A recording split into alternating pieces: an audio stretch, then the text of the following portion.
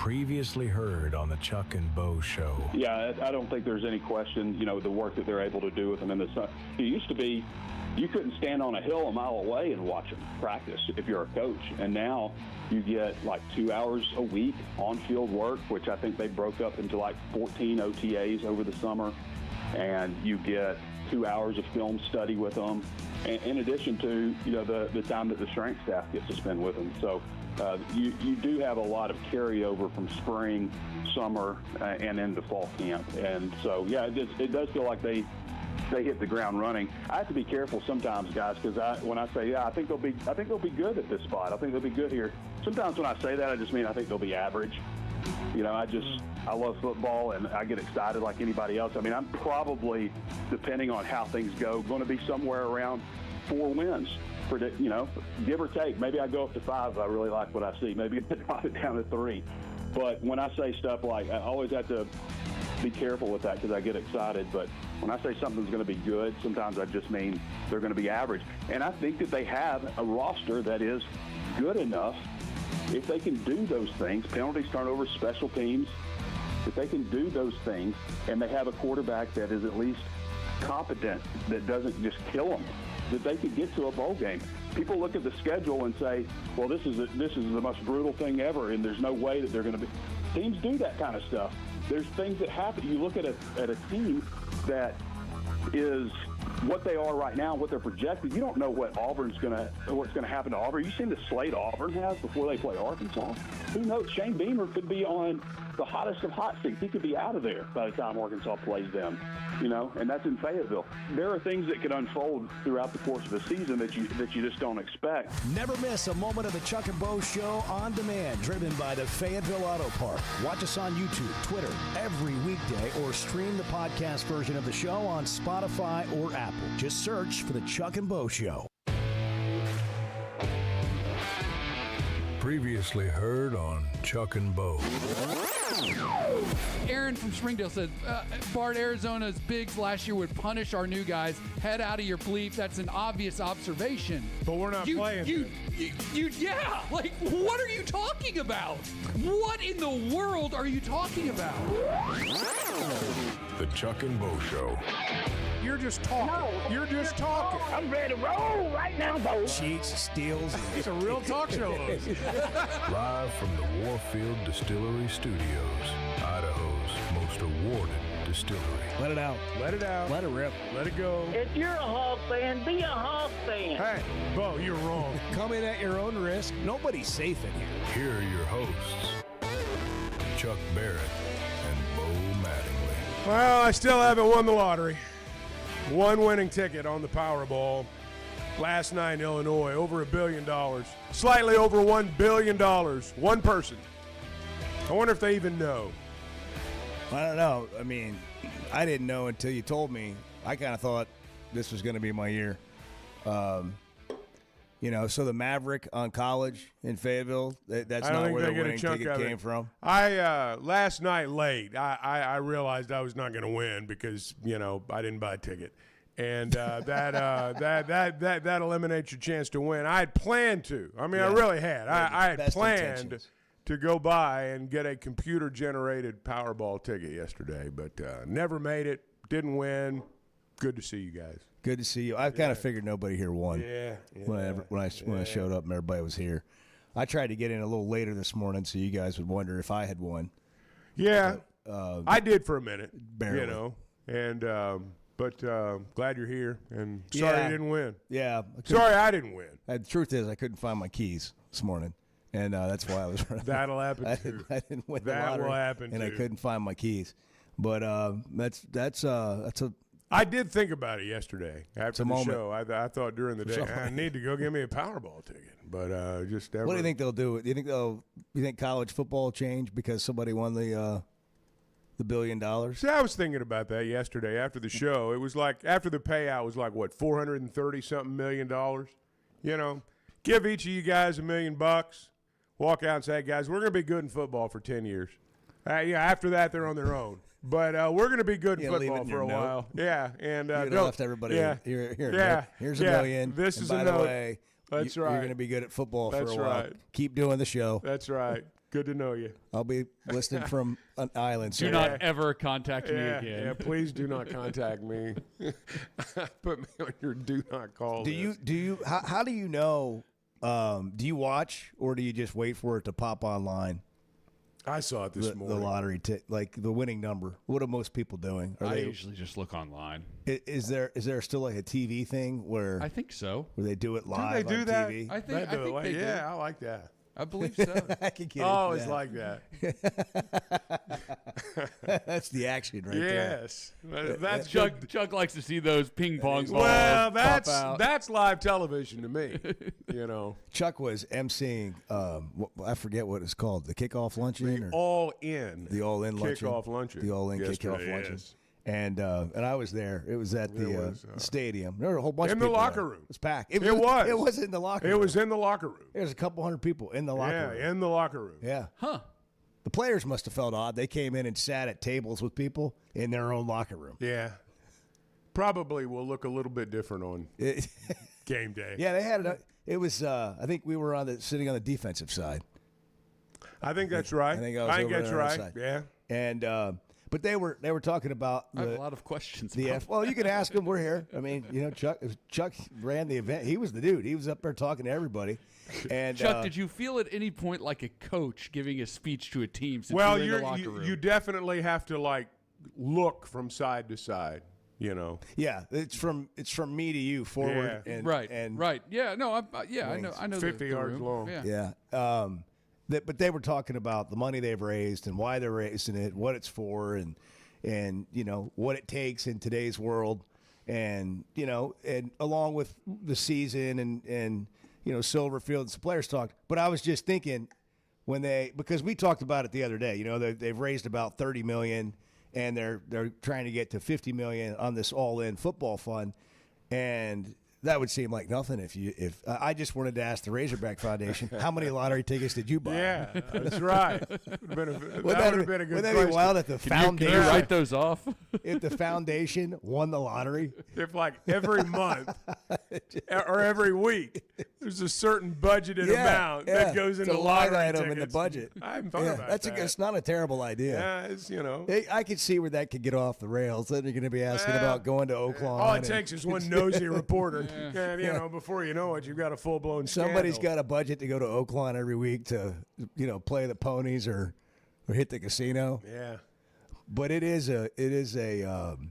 something you Well, you think can't about, win like if you don't play. $35 million Northwestern got from the family that owns Schlitz Beer. The going out of business Schlitz beer. They had some big transportation company as well, but $35 million. Yeah. From one guy, and somebody put it out yesterday. That'll get you 1 year. That's take about care the of truth Northwestern now. That's about the truth for 1 year. That'll take care of the next recruiting cycle, and then it's gone.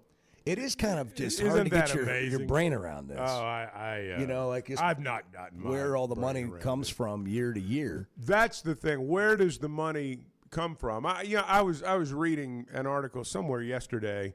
I forget where about, and we've discussed this before on the program. Number of alumni, median income within the state, unemployment rate, population, all these things that you don't really think about when it comes to sports, but when it comes to money, you always think about. And Arkansas's got a few billionaires, but they've also got the fourth lowest median income in America. So, the idea that you're just going to have this groundswell of grassroots support in some of these deep southern states, I just don't know how long that's going to, I don't know how long that's going to work. I guess you need to be lucky enough to have somebody to give you $35 million and sustain you for a little while. There are more billionaires in the Big Ten than there are in the SEC. Yeah. And it makes an interesting topic for how's that going to go down the road moving forward. It was one thing for the SEC to be able to pay players when it wasn't legal because it wasn't as much. Are you following me? But now that it is legal and people can pay them openly and it's uncapped, people in the Big Ten are spending a lot of money. The people in the South, how do you keep up in some of these states where, like Alabama all of a sudden has gone from being a dynasty to they're not raising the money. They don't have the money either. They don't have the same amount of money that some of these other teams do, like Texas or Ohio State. No. Or Big Ten teams. Well, I mean, they're Michigan, Indiana. They're 44th nationally in per capita income. Yeah. Right? Like to your point that you were making, like look at that list and look at where the SEC schools fall in that list. Well, it's one thing if you're Auburn and you got Cam Newton and they're passing an offering plate at church, like a love offering for his dad coming to speak or something, right.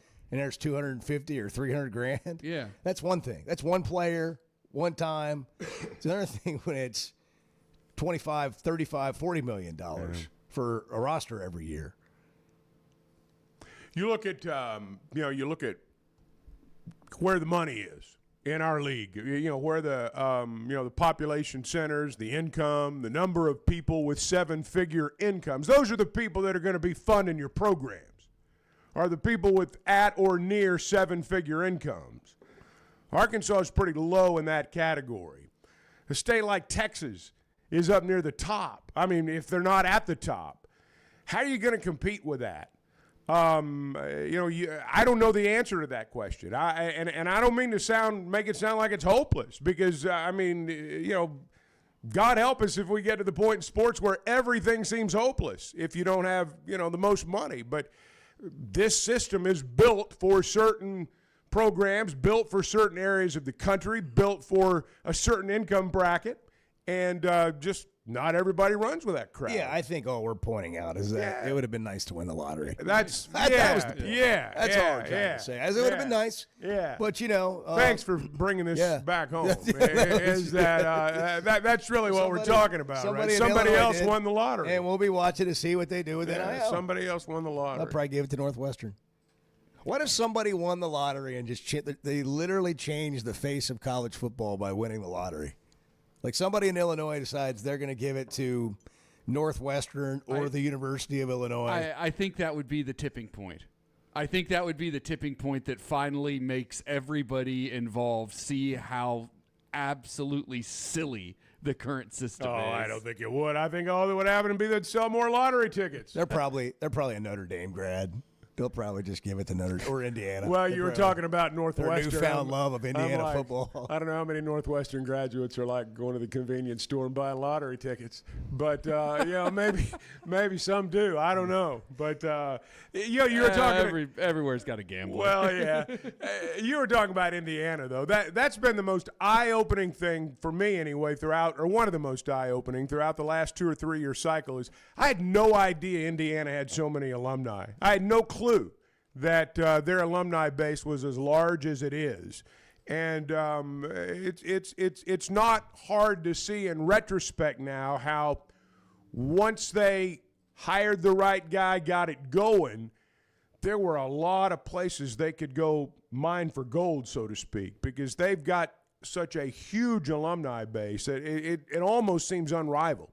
You don't ever know what you can get out of a alumni base, a fan base, until you get the right guy to help activate it, because any of those people could have stepped up at any time and said, dang it, I want to win at football, and it took Kurt Cignetti to sort of light the fire. And now Silverfield's trying to be that guy at Arkansas. Well, when I win the lottery, again, just for the record, we're going to be good at football for a little while. And we'll keep trying. Yeah. We're going to do our part. We're going to play the lottery. I got to remember next time to buy a ticket, but as soon as I do that, I'm going to be on my way. Well, you had a lot going on yesterday. Yeah, it was a busy day. 6:14, Cole Kubelik of the SEC Network to join us at 6:40. We'll get into some headlines coming up. What are you talking about? Oh, let's just see where this goes. The Chuck and Bo Show.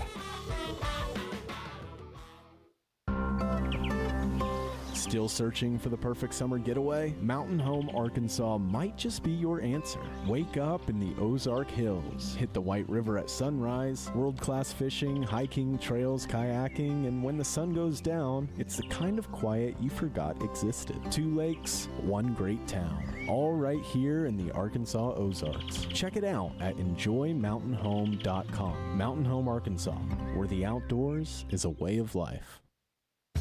Hey, when it comes to pizza, nobody does it like Gusano's. Chicago style since 2004. Don't miss happy hour, Monday through Friday, 3 to 7. You can get $1 off drafts, wells, and house wine. Plus, their happiest hour from 5 to 6 features $1.50 domestic drafts. And exciting news, a second Fayetteville location is coming in late August, right on the corner of Joyce and College. Gusano's Pizza in Northwest Arkansas, Fort Smith, Texarkana, and Joplin.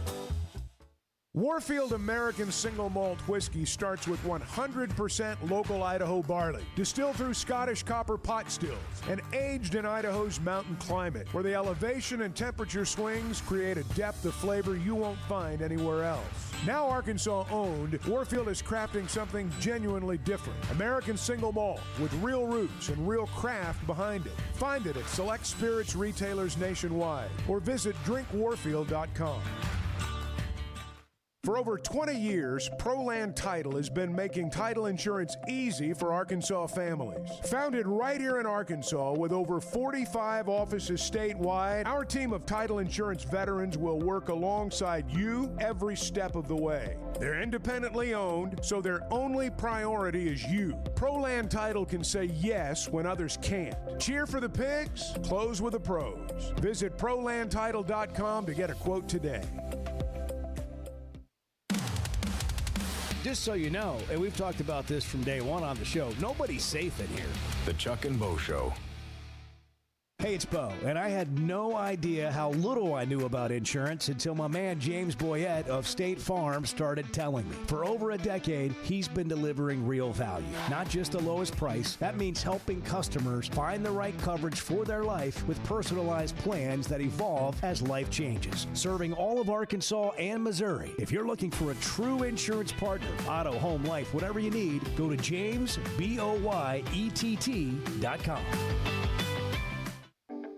It seems like everything is more expensive this year, but replacing your AC doesn't have to be. If you need to replace your AC this summer, before you commit, price check with Paschal.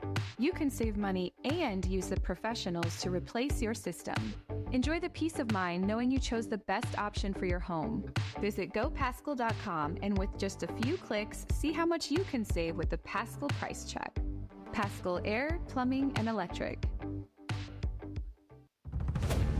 In a world full of shortcuts, one whiskey refused. 100% local Idaho barley, aged in Idaho's mountain climate for complexity you can taste. A spirit that answers to the land and no one else. This is not just whiskey. This is a declaration. Warfield American Single Malt Whiskey from Idaho's most awarded distillery. Set the standard. Available at select spirits retailers nationwide. Drink responsibly. Must be 21 or older. Summer in Arkansas means long days outside. Whether you're headed to the lake, playing 18, or firing up the grill with friends, summer in Arkansas keeps you moving. And with all those summer activities, you're going to need a beer that keeps up. And that's where Yuengling Flight comes in. Just 95 calories, 2.6 grams of carbs, brewed for people who like to stay active and still enjoy a great tasting beer. Make Yuengling Flight part of your summer plan. Yuengling Flight, the next generation of light beer. DG Yuengling & Son, Pottsville, Pennsylvania. Enjoy responsibly. Hey, thanks for tuning in this morning. Hang out with Bo and me every weekday morning from 6 to 9 live on YouTube or Twitter, or catch up with the podcast version of the show available on Spotify and Apple. That is absurd to me and anybody who has a brain. Like anybody with any active brain cells at all. like what are you? I have brain cells, but they're not always active. The Chuck and Bo Show. Plunge Pool Thursday. Get the weekend started early with a plunge pool from Burton Pools and Spas. Good morning. Cole Kubelik joins us at 6:40 at 6:19. Now, hey, our guy, Jupiter Hammerheads, Cam Kojul. Yep. 1-2. That's the wrong one. This is Hagen Smith, another guy. 1-2. I think that's 3 of them. That would be strike 3. Yeah. 0-2 from Smith. Fastball in there. 0-2. Got him swinging.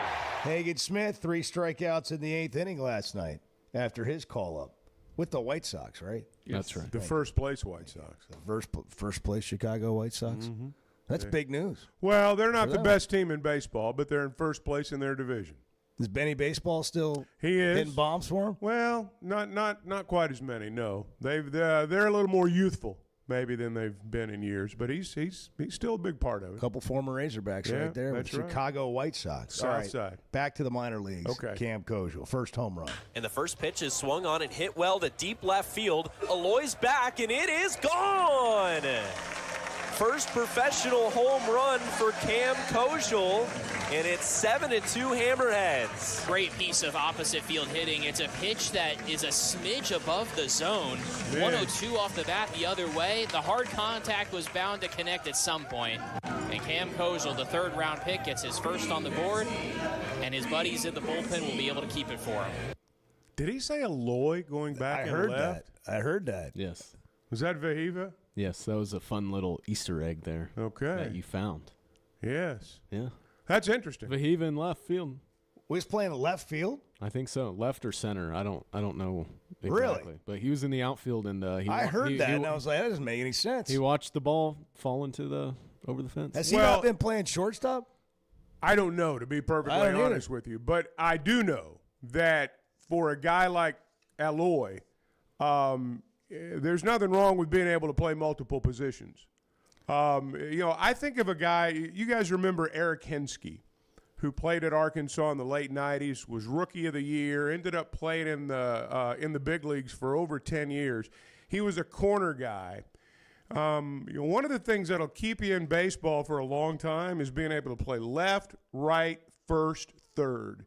If you can play the corner spots, there's a pretty good chance you're going to be somebody's utility man. I mean, if you can hit and do all the things at the big league level and you can play those corner spots. So when I hear of a young player playing left or right, shortstop can get pretty crowded. The middle infield spots can get pretty crowded in a minor league organization. There's nothing wrong with being able to learn how to play those corner outfield spots. So I thought that was interesting to hear, but I think it's good that he's playing there. That was not Vahiva. Okay, well then everything I just said just discounted then. Well, no, that's all. That's all. No, yeah, everything that's all you said is very true. But I'm efforting who Vahiva's at a higher level of the minors. So Edward threw in a fake Easter egg. I was hoping Bart. It was a test for Bart. Was it? Yeah, to sniff it out. You thought it was Aloy, didn't you? No, I knew exactly what Bart just said. Well, why did you let us go I'm on just and kidding. I didn't know. Holy cow. So, Bart, what other Aloy is? The question is, who is this Aloy? I'm trying to figure that out. Are you positive? No, he's right about the level of minor league ball. Vahiva would not be playing short season. This is somebody who played college ball last year. This is a short season. But it can't be Cahillo. It might be. Wait. Isn't he still? Did he get drafted? I don't know. We don't know anything except that stymied. you can be. It was a the utility Aloy player part that just if you messed up learn the whole deal. How to play I was going to bring it up and ask Bart to find out who it was. Let me. And then Edward indicated that it was the Aloy, and it wasn't. I think it might be Cahillo. I think it's Cahillo. I think it's Cahillo because I think it's Cahillo Aloy. It's Port Cahillo. St. Lucie. It is Cahillo. Okay, it is Cahillo. I'm getting confirmation now that it is in fact Cahillo. I can confirm. Okay. All right. What time? I thought Cahillo's coming back. Everything I said a minute ago about being able to play the four corners, yeah, it all applies to Cahillo. Yeah, that's That's what you meant. That's what I meant. What time does the show start today? Cam Kojal, by the way, went 2 for 4 in that game. What time does the show start?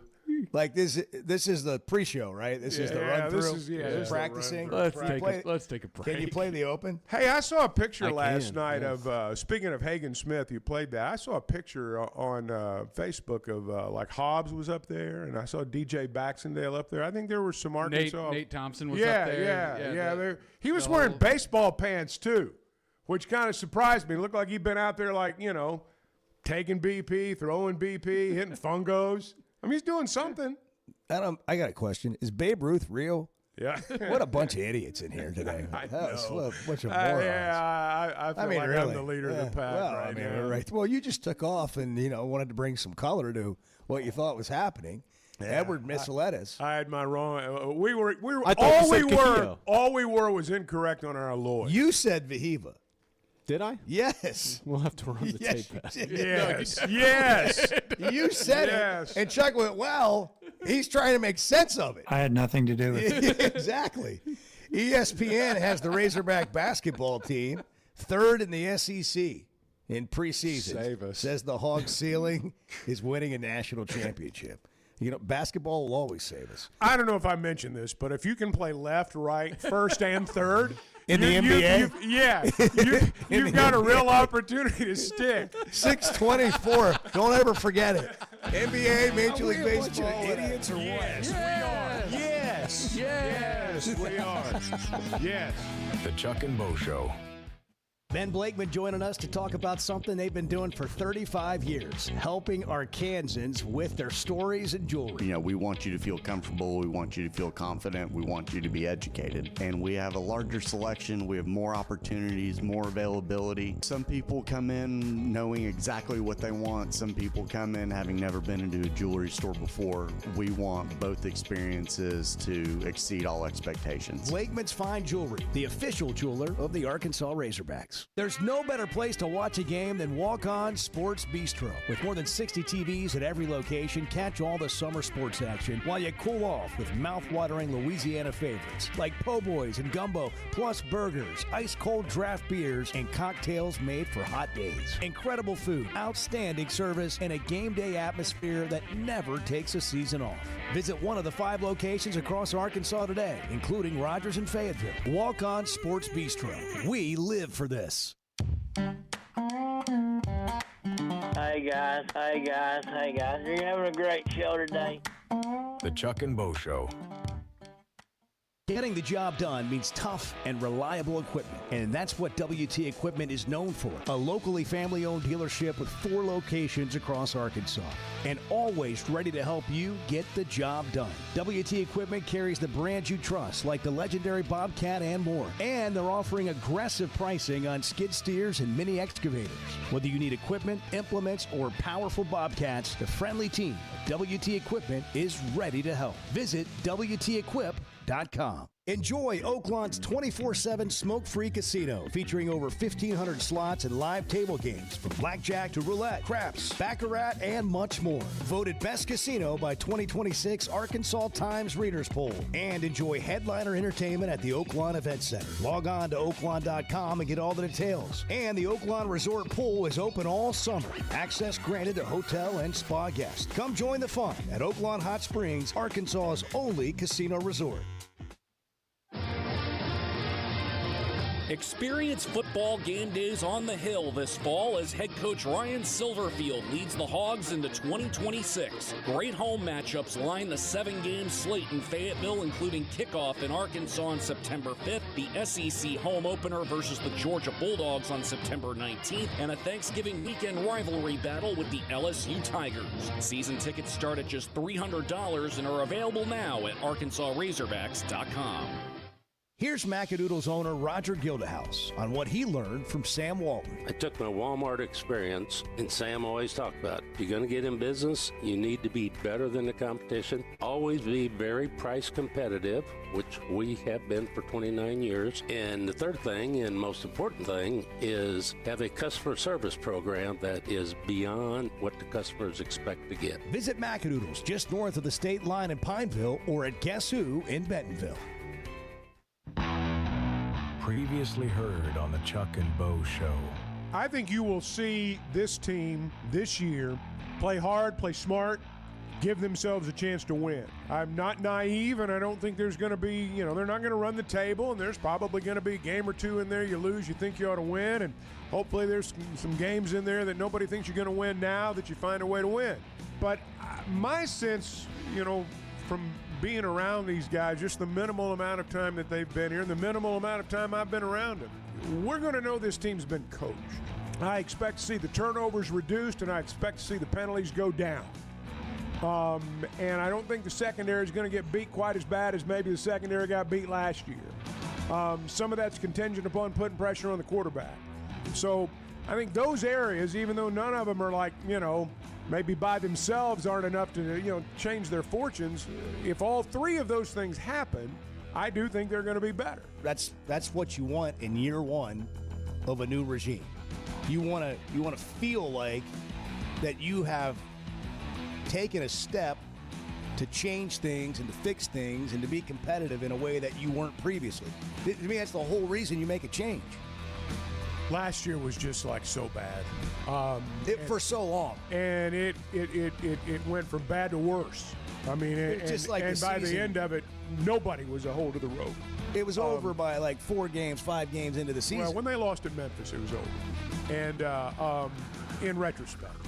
But one thing I do not think you'll see this year, I don't think you'll see this team, as the old saying goes, let go of the rope, which did happen last year.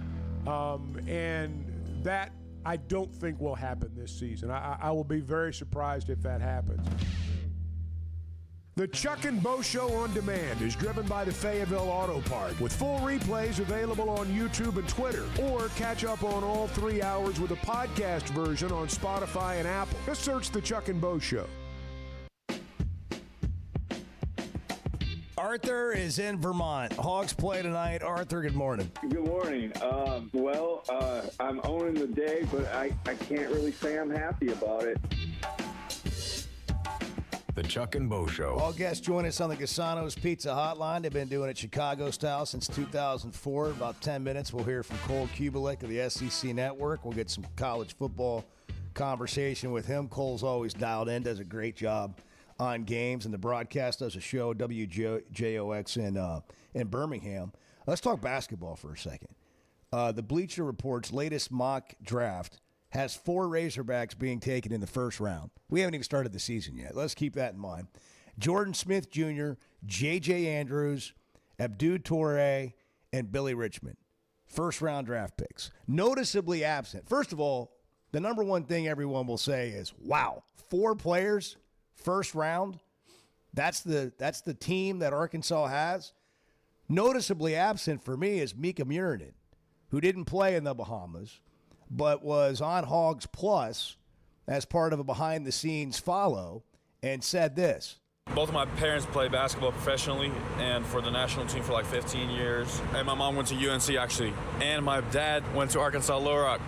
I've seen a lot of basketball. I've been to a lot of places, even though I'm just 19. I was really close with Jabari Parker, number 2 pick last year. I was talking with him every day about just basketball, life, relationships, like everything. Just talking with him, learning, trying to be better so I know what it takes to get to the next level, and that's what I'm trying to do. I'm trying to be the number 1 pick. Trying to be the number 1 pick in the NBA draft. He's not on this list.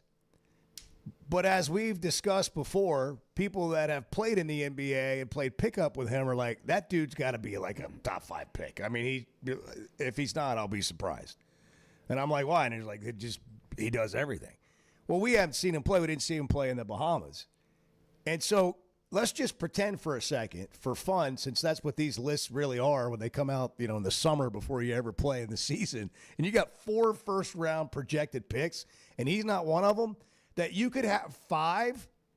I don't know what the record is. Can you look it up? What's the record for one team of number of draft picks in the first round of the NBA draft? That's got to be flirting with it. It's either Kentucky or Michigan, I would think. I mean, they had the Fab Five at Michigan. But to have 5 potential first-round draft picks to start the season is... Yeah, 5 from Kentucky in 2010. Okay. Okay, 15 years ago, 16 years ago. And it's not likely to happen. I mean, the probability of that happening is probably slightly lower than Chuck winning the Powerball without actually purchasing a ticket. Yeah. But it tells you the level of talent that they have. Well, you think about how excited we are to watch this team after seeing them in the Bahamas. We've not seen Murinen play yet. So, I mean, what's it going to be like when he's added to this mix? Because by all accounts, at the very least, somebody's going to want him on their NBA team after next year. Well, and I think at the very least, he's going to be one of the best players on this team. Certainly. Certainly. So when you start thinking about those guys, Murinen, Jordan Smith Jr., J.J. Andrews, Abdou Toure, and Billy Richmond. And here's the thing. I've not seen anything, or I didn't see anything in the Bahamas from the players we'd not seen before, and we've not, seen anything from Billy in the past. You look at that and say 4 first-rounders, and then you add Murinen, and perhaps you've got 5. None of that's far-fetched. It's not like, you might look at Toure and say, I don't know if he's a first-round pick or not, but then you go back and you look at the athleticism and the way he played in the Bahamas, and you say, I can see that. That's just it's just mind-boggling, really. Those 5 Kentucky players, by the way, John Wall, DeMarcus Cousins, Eric Bledsoe, Patrick Patterson, Daniel Orton. Okay. Some stuck, some. That team's so good. Where's Viva? From a team. In left field. From a team that went 35-3. Yeah. But how many of those guys could play? Corner outfield, I bet there's some corner outfielders. Corner infield. Left and right, third and first. Yeah. That's staying power right there. Right. That and a 25-year-old parking citation that is yet to be resolved. I'm still waiting. Anything happened yesterday? Nothing's happened. Nothing? Come join the fun at Oaklawn Hot Springs. It's Arkansas's only casino resort. Book your getaway today, oaklawn.com. It's 6:35. Cole Kubelik coming up next. Don't be talking down to people, Bart. I am going to talk down to people when they're wrong. The Chuck and Bo Show.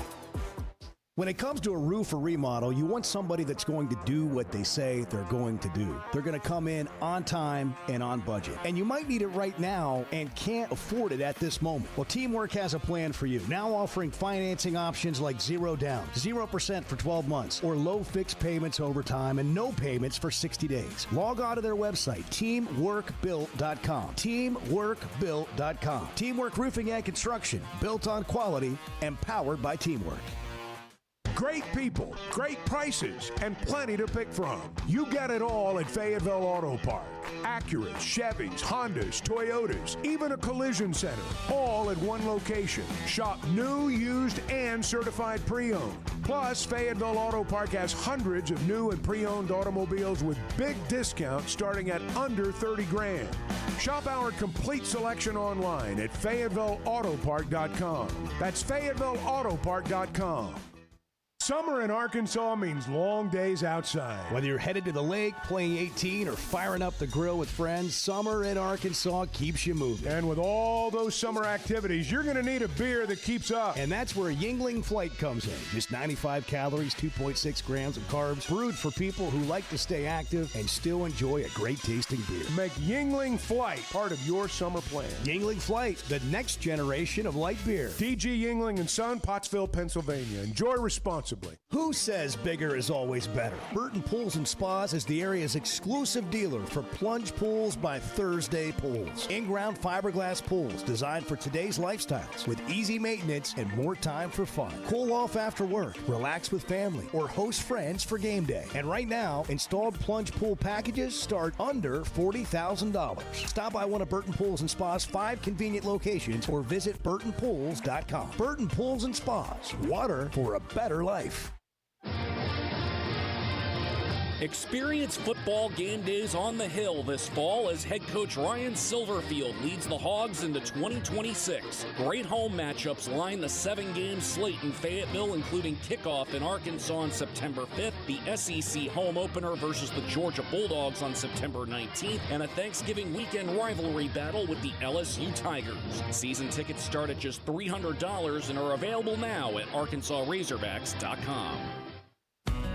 Life is better with community banking from First Security, where personal connections make a difference every day. Families get bankers who know their names, know their needs, and love to help.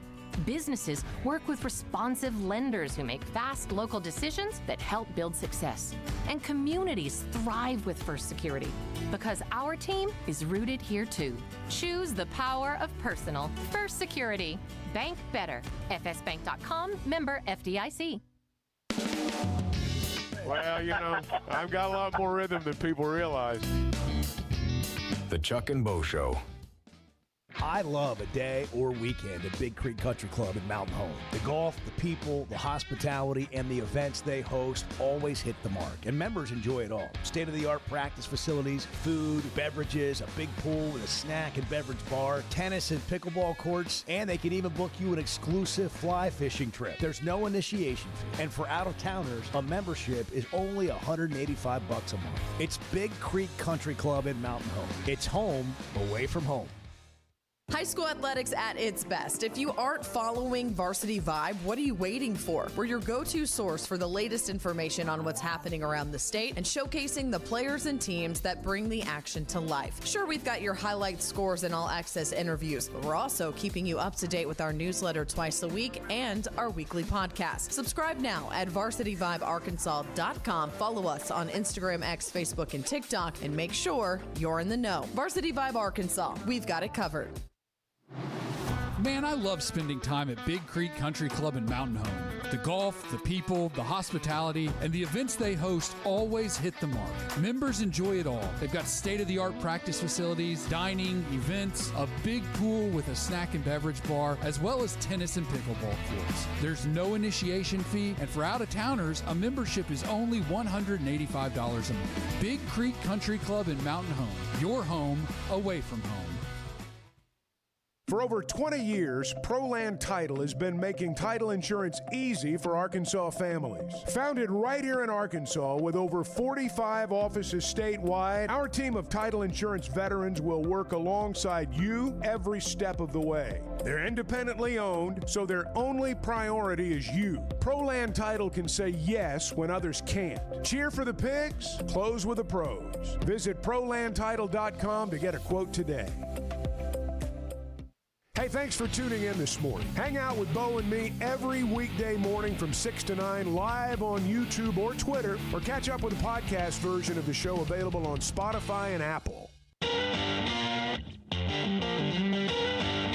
What would you tell a new Razorback transfer about the past that could affect what they do this season? That this program has been terrible for many, many years now. That'll get them fired up. The Chuck and Bo Show. Good morning, Thursday morning. Somebody was asking me about the Razorback football team yesterday, and I was like, it's early in fall camp and whatever. And he's like, we got a game in like 3 weeks. And I'm like, yeah, that's not that many practices Hard left. to believe. You're right. It is happening quickly, and fall camp is shorter this year. But we heard from Ryan Silverfield, heard some good things yesterday. You expect to hear good things from the head coach. But Cole Kubelik's here to help us break down what's happening in the SEC Network analyst, WJOX show in Birmingham. He's about to go on his show here in a few minutes and kind enough to join us early. Cole, good morning. Thanks for hopping on with us. I hope you're well. Hey, Cole. Hey, good morning, guys. Doing great. Thank you. What's the conversation been? You're an Auburn alum. What's the conversation been around that program since Alex Golesh was hired? The players are in. You're underway now. What are the expectations there? The conversation's been positive. I think Alex Golesh has done a good job of winning the fan base over with his demeanor, his temperament, his attitude towards things, how he's handled things. I think a lot of folks probably initially looked at it as, how are you going to win in the SEC with a bunch of guys from South Florida? But the more people have taken a step back looking around college football, I think maybe you use Indiana as your ultimate example, having that continuity, having that togetherness, having guys that have played in the same system, on the same field, in the same uniform, has a chance to put Auburn ahead of the schedule a little bit, specifically on offense early in the season. So I think Auburn fans are on board. Auburn fans believe that Alex Golesh has a chance to come win, seeing what he's done as a coordinator in the SEC, seeing what he did a short time at South Florida with limited resources, and able to keep his defensive coordinator that has some success there as well. So I think Auburn fans are positive. Well, what really is it going to be? Bo, I'm optimistic that I think Auburn can have a good season. I think the biggest problem with saying, can Auburn have a good season, is the same conversation I'd have with about 8 or 9 SEC teams, and that is the middle of the league is going to be brutal. I think I could see probably teams, 4 through 14 or 15 all having 8, 9-win seasons, all having 5, 6-win seasons. It's a lot in the middle of this league as far as teams not being far away from one another. So staying healthy, having an understanding situationally when to make big plays, when to not turn the football over, converting conversion downs or field goals, whatever that is, those things got to go your way if you're going to win some of those games. But I think it will be a much more responsible team. I think it'll be a much more enjoyable watch with what you're going to get from this year's Auburn football team based on what you've had the past few. You're kind of separating expectations, fans' feelings, and reality a little bit, which is what you do as an analyst, and you dig in on it. I noticed you said middle of the pack, and you stopped at like 14 or 15. I'm wondering about your feelings regarding Silverfield and Arkansas for this year. They were picked dead last by a long shot at SEC Media Days, which doesn't mean a whole lot other than that's the perception of the program. For those up close here, it feels like the roster's better across the board, and you've got a new coach and a new system. You have a brutal schedule. What are your thoughts, though, like separating feelings and emotions? What are your thoughts from an analyst perspective on Arkansas this year? Yeah, I think the reason that you get that, like you referenced, Bo, at Media Days, is there's probably more unknowns there for the majority of people than there are with other teams, and that's okay because there's a lot of unknowns with a lot of teams, including Ohio State, Michigan, USC, Alabama, Georgia. There are unknowns all over the place right now. We don't know exactly what these teams are like we used to feel like we did 5, 7, 12 years ago going into a season. I think the roster has made some improvements. I like Ryan Silverfield. I love his approach. I love his demeanor. I like his offensive system. I know the tree that he comes from. I know what he's added to it to try to make things work. They're not going to have to be a group that just pummels you at the line of scrimmage to find success. They'll utilize angles. They'll utilize space, formations. Now, he's a former offensive line guy, so at the end of the day, he's going to want a group that can move you around. They're going to have to get to that. You're going to have to work your way to it. I think they're in a similar boat to Auburn in that you'll see a team that's not as reliant on the quarterback position on offense. You'll see a team that's more responsible defensively in understanding what needs to be covered up, what needs to be attacked, when to attack, how to attack, maybe not as reckless in certain points in time. But this is a guy, Ron Roberts, that's been in college football for a long time, big-time college football for a long time. So I think the defense probably well ahead of schedule with some of the talent that they've upgraded with. Offense, I think you have some playmakers. You have some skill. I love Braylon Russell, and I don't know how consistent you're going to be at quarterback, but I do think Ryan Silverfield and his staff have a way of sort of making things work based on the talent around them. It's one thing that I appreciate about him and how he runs his offense is it's not going to be the same set of 15 plays that you see every single season, no matter where he's been as an O-line coach and offensive coordinator. He's going to manage that thing around the talent that he has, and I'm anxious to see what it looks like this fall. A lot of first-year coaches, Cole. What's the learning curve for these guys, and how does that factor into how this thing shakes out as we move forward? I think the learning curve probably is how to manage big moments, big situations. I mean, I think it's one of the things with Kalen DeBoer that people sort of forget. You look at last year, even the year before, the third down, fourth down calls in big games that they went on to win, people just forget those. And now all of a sudden, because he lost a couple games, he's a terrible coach. How to keep your guys calm, how to get the call in on time, whatever that is. I mean, we could be talking about a fake punt that you saved all year. You could be talking about when to pressure on defense. There are a lot of different areas that your team just has to have that maturity and that awareness of this needs to get done this way right now. You can't be second-guessing yourself. You can't let the pressure get to you. That's when I think the teams that have struggled the most after the last few years, I mean, we've seen Arkansas in close games. We saw Auburn in a lot of close games the last few years. Mississippi State had 4 or 5 teams on the ropes the last 2 or 3 years. Can't close them out. So I think that learning curve is understanding you're going to be in a lot of competitive games, and you're not going to have a guy more than likely that's just that much better than everybody else. It doesn't feel like there's near as many we'll say Darren McFadden's rolling around on a bunch of these SEC teams anymore, where you can just say, all right, 3rd and 2, 4th and 1, we give it to this guy, and there's nothing anybody can do about it. The talent has been dispersed a little bit more, and not even inside the league, but outside the league across college football. So you got to understand how and when those moments arise, to give your team the best chance to win. And I think also, too, understanding how to manage your time. That's the biggest one probably with these SEC coaches. They come in, they don't realize how many directions they're going to be pulled. That's why you see so many give up play calling. And I think the ones that sometimes won't give up play calling, you see them struggle. But those are the things for me when you're talking about what the learning curve will look like and what's got to happen for them to find success. You better make sure you're managing those things early on. You know the offensive line about as well as anybody, and I wonder in the portal era, it seems like everybody's got 1, 2, 3 new linemen. They're trying to put it together in a hurry. How is all this affecting the development? And I'm going to ask you to speak generally here, just the overall development of offensive lines in college football. Yeah, a lot of it is now absent, and the majority of it is happening in season, is how I'll respond to that. You don't have guys that are filling in the following year that have been playing football with the guy next to them for 3, 4, 5 years. There were 4 guys on my offensive line at Auburn when I was a senior that we came in together. We actually did have one transfer from Georgia Tech that played some, but he even rotated with somebody else that was someone who had been in the program for 4 years. We had been to meetings. We had been to workouts, winter workouts, summer workouts. We had been out together. We had been on trips together. Like, we knew each other. And we knew the offense. We knew the calls. We knew verbally how to manage things, who needed help with what. Now, I did a Western Kentucky game last year. Their offensive line coach told me their 5 starters got there in the summer. So they had maybe 4 months together to try and figure things out. And that position, just you cannot be great like that.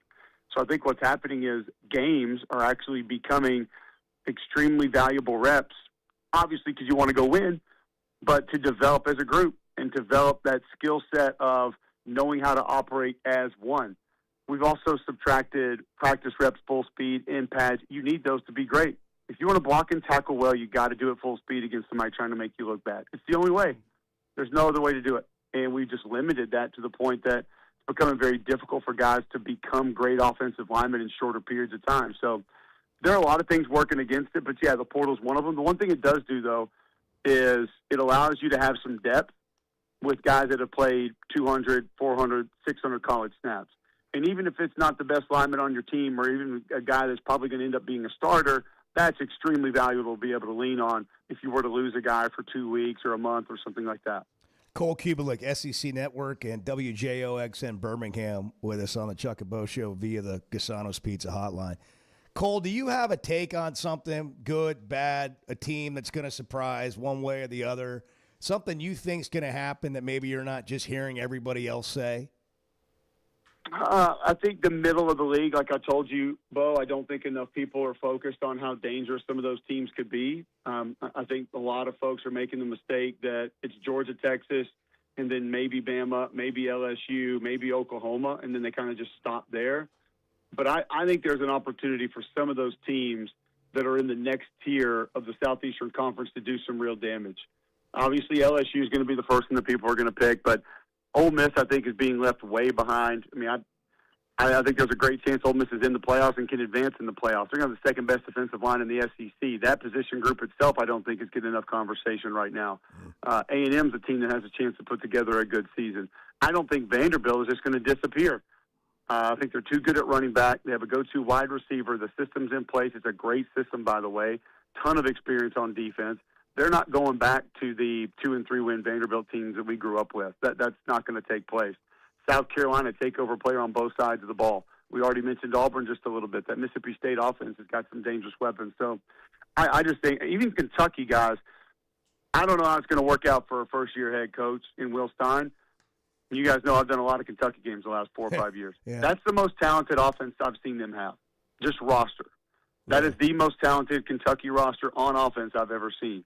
Florida, I think, has a chance probably past any of them to truly extend and maybe be in that conversation with, Tier 1, Tier 2 we're talking about. But that's what I think people are missing. I mean, Missouri, Think about what we were talking about with Austin Simmons this time last year. Like, he and Lane's systems, him and Lane's system, he's so talented, they're going to do this and that. I mean, you put him up there and Ahmad Hardy's healthy, and Jamal Roberts as well, two-headed monster at running back with Brett Norfleet, maybe the best blocking tight end in the SEC. Like, that's a group that could be really good. So I just think we're forgetting about a large majority of the teams in the league and potentially how good they could be. Great look at it, and sets up to be a brutal league again this year, but fun to watch and see what happens and surprises and upsets. And Cole, always a great job. Thanks for making time for us. Thanks for hopping on ahead of your show, and hope you have a good one today, my man. Appreciate it, guys. Thanks for having me. Thanks so much. We'll be watching Cole Kubelik on the SEC Network all year. All guests join us on the Gasano's Pizza Hotline, adding a second location in Fayetteville, right on the corner of Joyce and College later this month. They're in Northwest Arkansas, Fort Smith, Texarkana, and Joplin. Don't miss happy hour Monday through Friday, 3 to 7.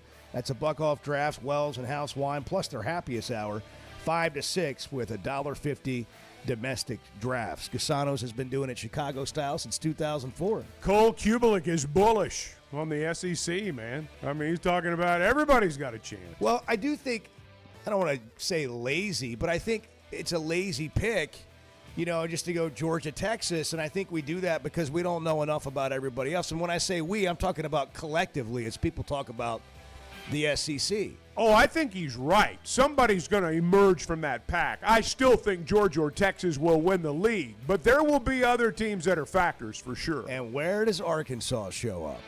6:55, good morning. It seems like everything is more expensive this year, but replacing your AC doesn't have to be. If you need to replace your AC this summer, before you commit, price check with Paschal. You can save money and use the professionals to replace your system. Enjoy the peace of mind knowing you chose the best option for your home. Visit gopaschal.com and with just a few clicks, see how much you can save with the Paschal Price Check. Paschal Air, Plumbing, and Electric. Getting the job done means tough and reliable equipment, and that's what WT Equipment is known for. A locally family-owned dealership with 4 locations across Arkansas, and always ready to help you get the job done. WT Equipment carries the brands you trust, like the legendary Bobcat and more, and they're offering aggressive pricing on skid steers and mini excavators. Whether you need equipment, implements, or powerful Bobcats, the friendly team at WT Equipment is ready to help. Visit WTEquip.com. This football season, it's time to tailgate like you mean it. The 1910 Club is Fayetteville's premier game day destination, just steps from Razorback Stadium, and it's got everything you need already waiting for you. Wi-Fi, power, and real bathrooms, plus a crew that runs the show so you can just show up and have a good time. Get a full season spot or pick the individual games you want. Log on at the1910club.com. That's the1910club.com. Oaklawn is here for when you want the ultimate escape, all in one place. Check into the luxury hotel. Escape to Astral Spa, the only Forbes 4-star rated spa in Arkansas. Indulge at award-winning restaurants like the Bugler or the Oak Room and Bar, all before having the time of your life at the 24/7 smoke-free casino, where the energy goes all night. Here, excitement and luxury meet under one roof. Oaklawn Hot Springs. Join the fun. Gambling problem? Call 1-800-GAMBLER. I don't know if anybody else is having fun, but this is a blast for me. The Chuck and Bo Show.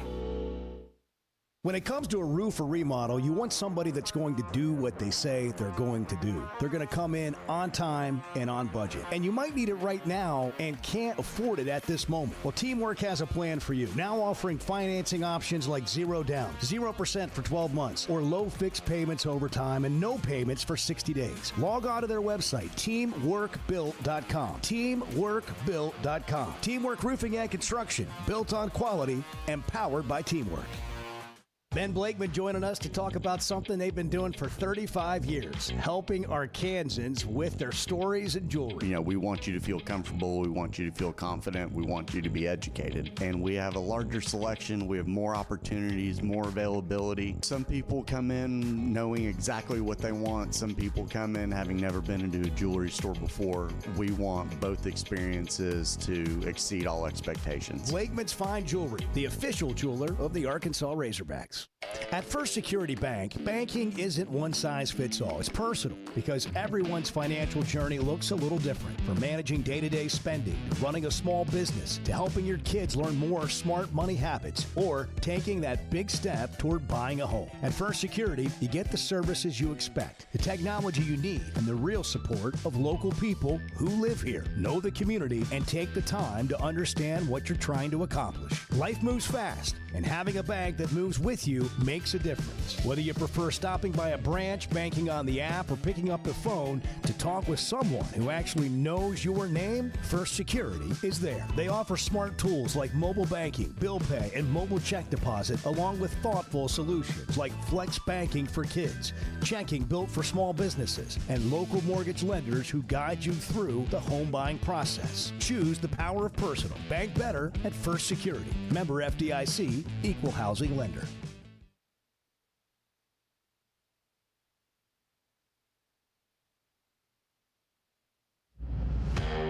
You and Bart are going to be rolling around in the home.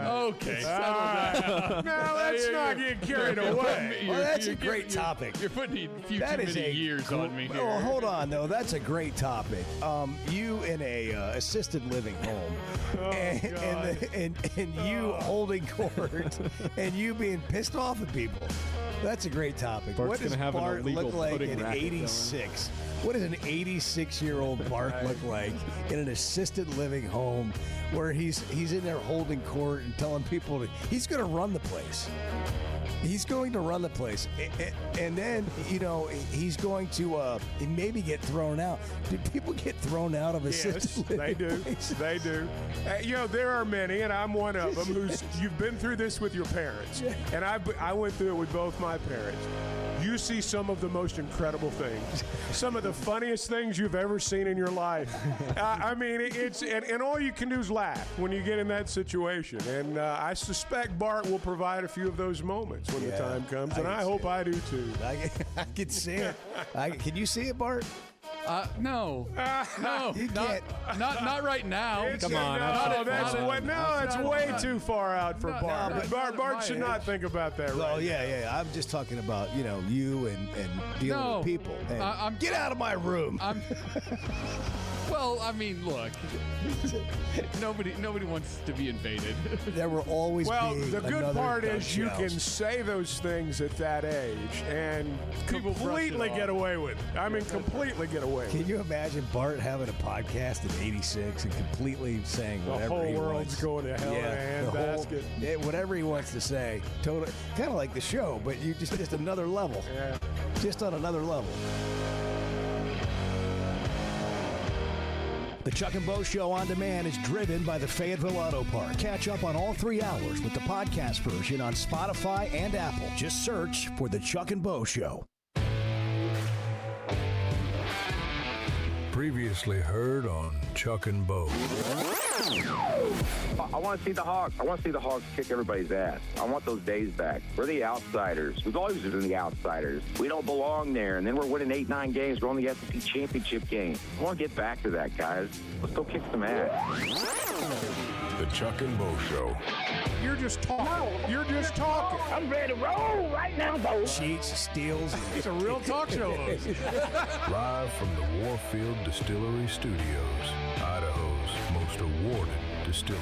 Let it out. Let it out. Let it rip. Let it go. If you're a Hawk fan, be a Hawk fan. Hey, Bo, you're wrong. Come in at your own risk. Nobody's safe in here. Here are your hosts, Chuck Barrett and Bo Mattingly. We had some listeners pick up on Cole Kubelek talking about a lot of teams in the SEC having a chance to make some noise, surprise some people, do some damage this year. And he didn't mention Arkansas, although we did specifically ask him about Arkansas, and he had a lot of good things to say about the Razorbacks and Ryan Silverfield and his approach and what will help them this year not have to rely on the quarterback position if they are inconsistent there. You got to have quarterback play, but there are things you can do to take it off the quarterback, and Cole said Silverfield's great at that. But he mentioned, all these teams and what they've got going for them and Ole Miss. He has Ole Miss likely being in the playoff and winning in the playoffs. One interesting question will be Ole Miss versus LSU. After Lane Kiffin left a playoff team to go to LSU, the reasoning being I've got a better chance to win a national championship there. In year one, there's a chance Ole Miss could be better. Will that play out? Who knows? And what's it look like in 3 years? Who knows? But as we bring this back to Arkansas, I continue to be encouraged about the right things happening here. And I think it's not necessarily going to be immediately evident, but I see all the right things happening with the head coach, the people that are raising the money, the conversations that are being had. The we talk about alignment. I think we're getting better there. At this luncheon that Chuck emceed yesterday, there were a lot of excited Razorback fans there with the means to help the program, and that's in part what the lunch was about. But how far along are they? That's what we're going to find out this year.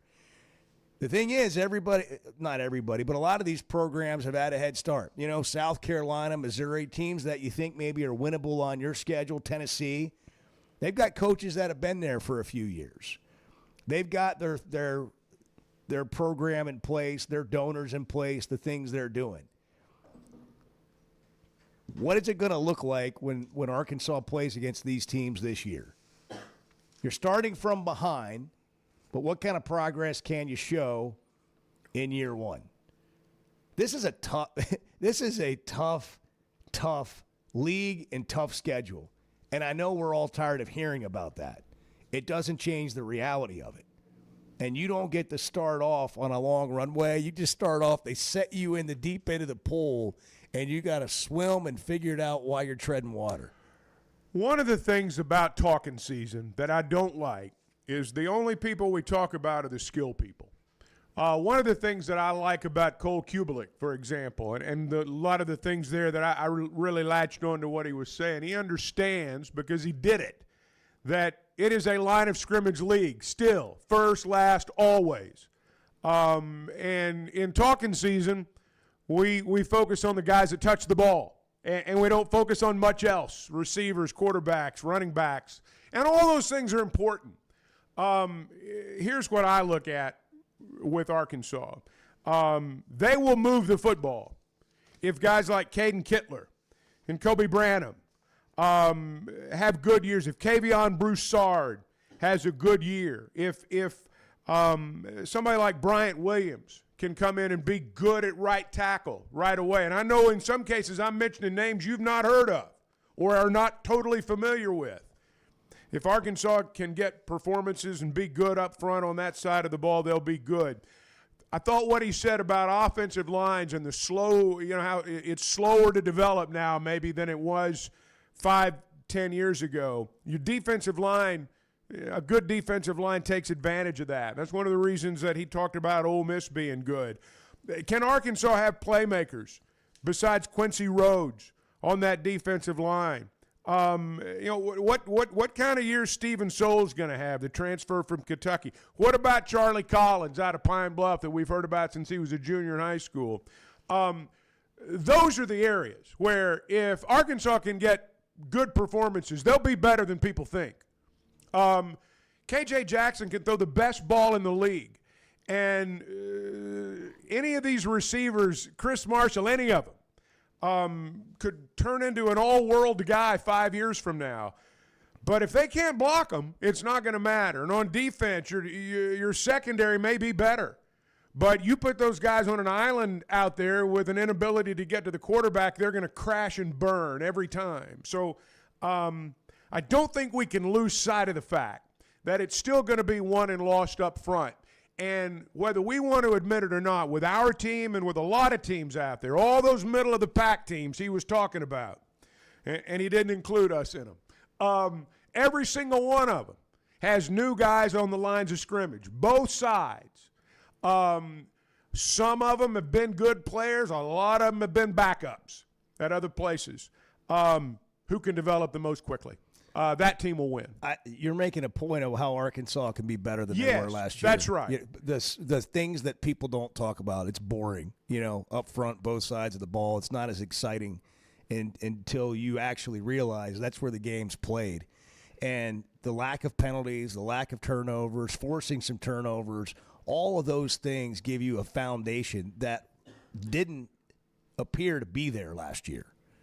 And that's why you won 2 games, and that's why you had a lot of close losses, because you couldn't have that. You didn't have that foundation.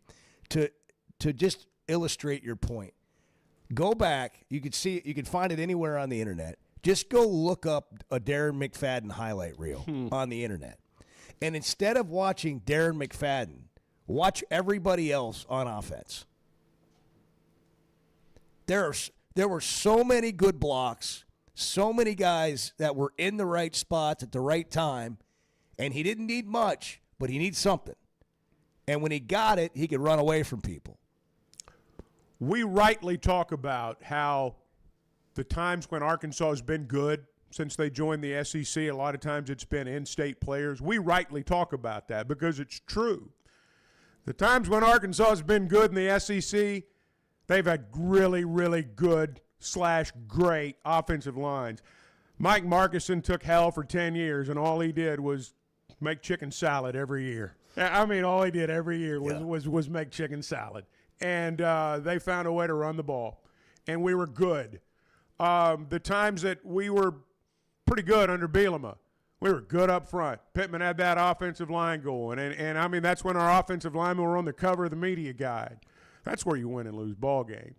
I mean, we focus on all this other stuff because it's easier to understand.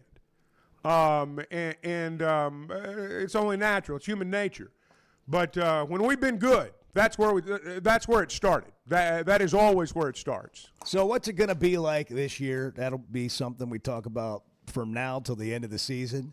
But they've had, I think, good things happening with Silverfield yesterday at the luncheon, some things that he pointed out that I thought were interesting, Chuck, is the buy-in that you've gotten from a bunch of new players.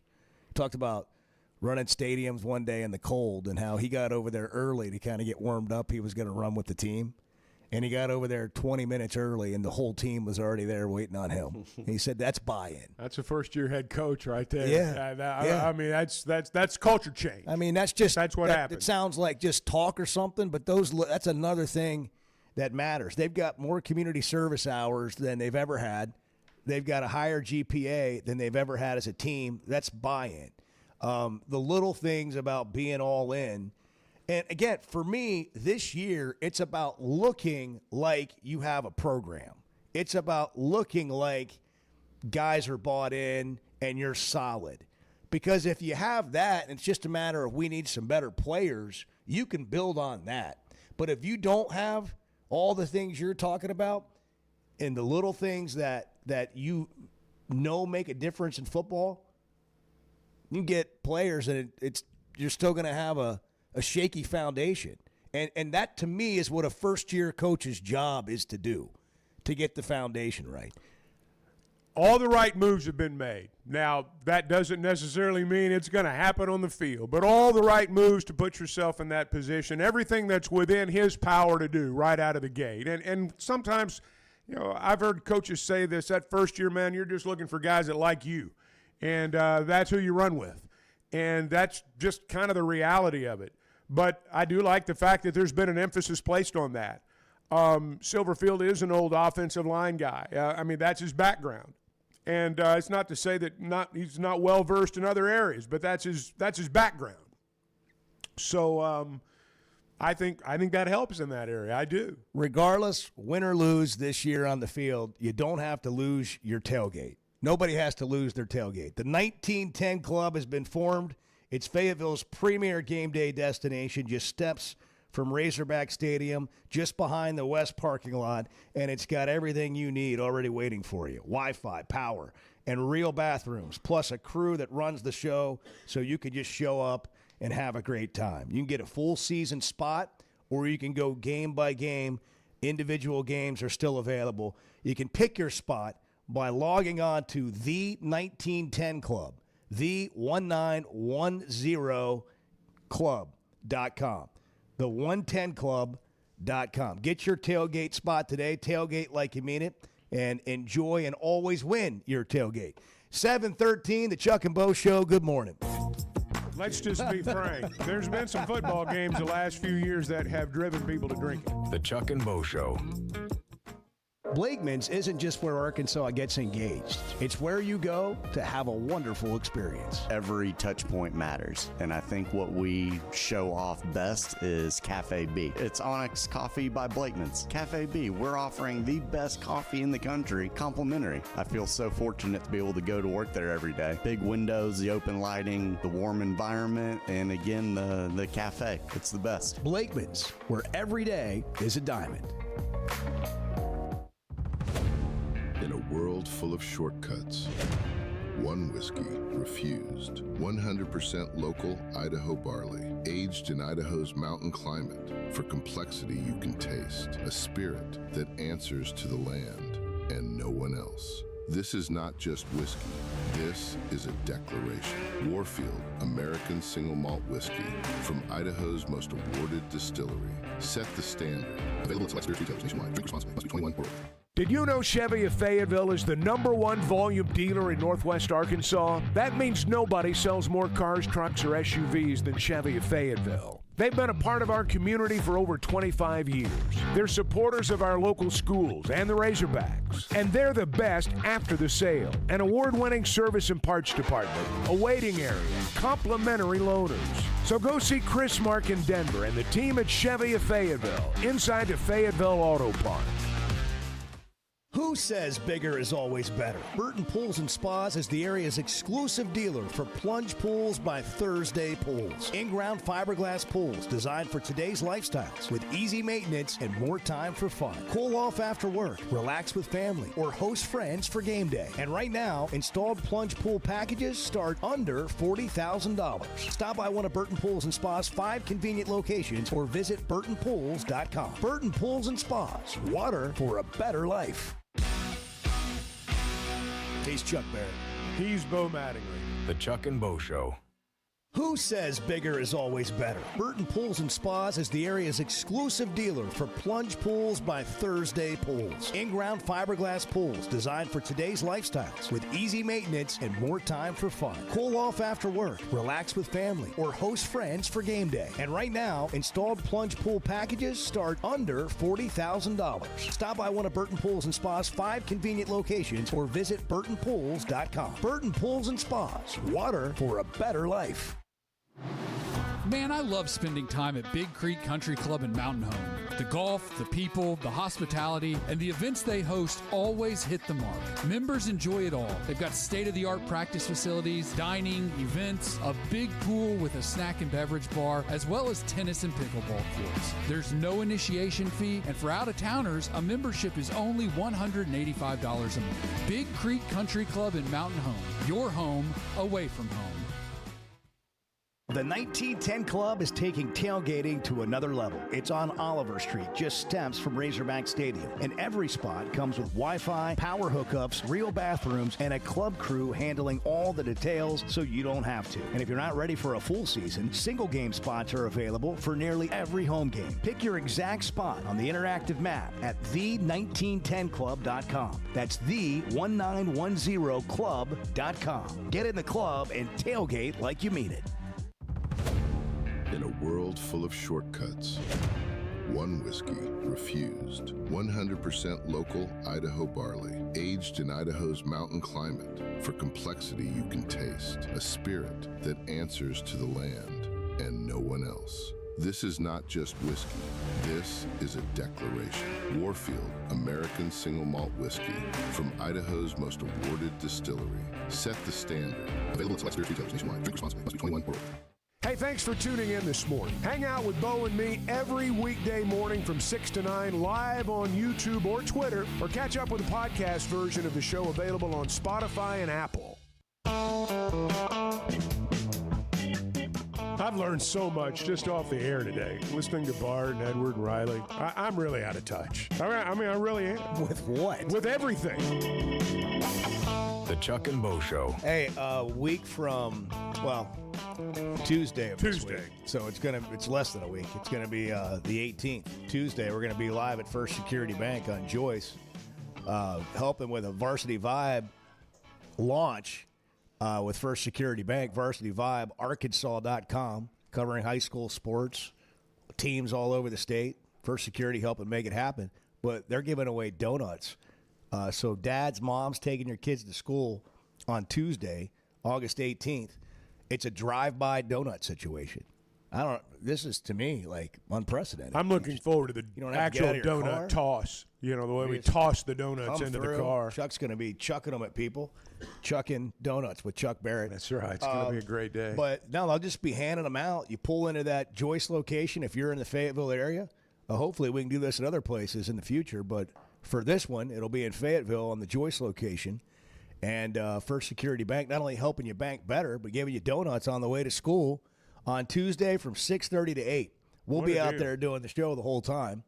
So if you want to come by and honk or, flip Bart off or whatever, don't do that. I'm just wow. Well, you're the one that, kind of you create that reaction. It's you, Bart. You're the one. You create that reaction for people. You get the most visceral reactions on the show. I'm not saying it's your fault. It kind of is. But that's... Yeah, you don't have to encourage people to do it, though. Jeez. You're right. Well, it is an open-air situation. You're right. I was just sort of like... I was speaking naturally and just thoughtfully, and I should have stopped organically, not thoughtfully. Just because you do it every day doesn't mean you should encourage other people to do it. Don't make stuff up. Don't make stuff up. I wouldn't do that. But we'll be there at First Security Bank Tuesday, and I hope you can come by. It'll be fun. And say hi. Oh, we'll always have a good time. And Bart will be there. He will be. And he'll be out there flagging traffic down. Well, Bart interview some people in their cars. How about we have Bart interview some people in their vehicles that would be as they good. Drive by? Yeah. Bart needs a vest and like a handheld stop sign. No, I'm not going to be venturing into the street. Bart will stay out of the. He's been hit by a vehicle. We're not doing that. Little gunshot. Maybe it'd be like healing trauma by exposure. By the way, if you're on campus now, like if you got business on campus or whatever, I mean it's a buzz. It's happening. Really you got to keep your head on a swivel. swivel. Make sure you have your parking Keep figured out. your head on a swivel. Do not is go- the understatement of the day. Do not put your head down and walk through a crosswalk. Just do not do that. No, you'll get struck by. I a see drives people me doing insane. that all the time. They Well, just it's say- your fault. You're supposed to stop. Well, I I still know, but hate that you. doesn't make you any less like hurt on the ground. Yeah, sometimes you're the windshield. The Sometimes you're the bug. Be careful. number of people who don't even look or I pay know. attention. Yeah. They're just on their Well, phones. they've got and they just earbuds walk in. into the They got their street. earbuds in, and they It's just walk out really there. dangerous. It's really dangerous. School situation. safety all over the state, not just on campus at the University of Arkansas, but as you get back into traffic and you're dropping kids off at school and stuff, you got to be off your phone and pay attention. Public service announcement here. Well, not just that. I mean, you can be off your phone and be paying attention, and someone will still step out right in front of you. Exactly. I think there's a bigger point there, Chuck, with the headphones. Yeah, the earbuds. It's like a headphone epidemic in our country. The pedestrians. Yes, even just like casually I know. out and about. I know. I feel like 80% of people I see in public have at least one AirPod in. It's See, bizarre. I can't do that. I can't walk down the street and not be able to hear what's going on. I mean, I can't do that. You know what I saw the other day? And I don't mean to shame a parent or anything. Okay, but, yeah, you do. But go ahead. Respectfully. With all your respect. Well, it just ties into this conversation. They were on a walk. It was a toddler in a stroller with a mother. The mother had headphones in her ear, watching something on a phone propped up on the stroller, while the toddler had like a gigantic iPad in the stroller outside on a walk. That's a technologically connected family. I just, that is a the family that gets on their tablets together. That is Edward stays together. That is a friendly way of describing Yeah. that. I didn't get that. I didn't get that. You don't do that? No. You don't go out for nature walks with your phone and have here Bennett, here's an iPad. Yeah. Here's a 15-inch screen. well, let's go for We're a all nature going to walk. be on the giant ship in the sky soon, the Wall-E ship. You ever seen that movie? I don't think I have. Edward's rambling. Yeah. Thank you, Edward. Yeah. Thank you for that. Where's Vahiva Aloy? If you missed that in the first hour. Was that Vahiva or Kuhio? Don't bother going Corner back. outfielder. It is Thursday morning, right? It is Thursday. Everybody agree on that? Yes. Remember it is. Game 3? I wanted to play this because it's out now from Hogs Plus. And Game 3 is the first half in which Arkansas looked like they had been on vacation a day in the Bahamas after blowing two teams out. and that they were going to kind of just, which was very natural. We kind of expected it, that they would just kind of sleepwalk their They way had into Sunday off. the first half Yeah. of the third game that Monday. And so we wondered aloud here on the show, like, wonder what Cal said to him at halftime. Well, now we know. Let's listen in. I looked up at one point, they had 15 points. Now, we sucked offensively because, again, you're turning the ball over. How many turnovers? Well, what are you going to have, 25 turnovers? Some of you act like it's okay just to go turn it over. I'm like saying, I just told these guys this story. We got some guys that really play with energy. If I asked those guys, would you like to play all 40 minutes? They'd probably say, yeah. Could you play all 40? Yeah. What about the other guys? Well, if they want to take any of my minutes, they got to play hard, or don't give them my minutes. But I'm going to tell you again, I'm happy. I want this team to give you a game because I want them, they're moving the ball. And so you're going to have to stay in a stance and then play to the end. So there's a little bit of what he said at halftime. And they played different in the second half. Well, he didn't feel the paint because he didn't need to with this group. And it wasn't a regular season game and all that. But he was, you could tell right there he meant what he was saying. And, he has a way of saying things and sometimes explaining things, if you want to use that term, to a team that make it pretty easy to understand.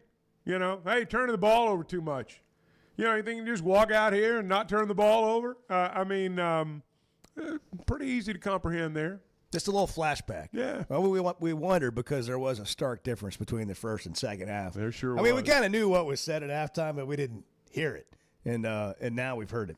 Hey, it's Plunge Pool Thursday from Burton Pools and Spas, where you can start the weekend early. They are the area's exclusive dealer for plunge pools by Thursday Pools. In-ground fiberglass pools designed for today's lifestyles with easy maintenance and more time for fun. Cool off after work, relax with the family, host friends for game day, and right now, installed plunge pool packages start under $40,000. Stop by one of Burton Pools and Spa's 5 convenient locations or visit burtonpools.com because Burton Pools and Spas is water for a better life. 726, good morning. We got wackos, people. There are wackos everywhere. I call them our bays. You call them wackos if you want. The Chuck and Bo Show.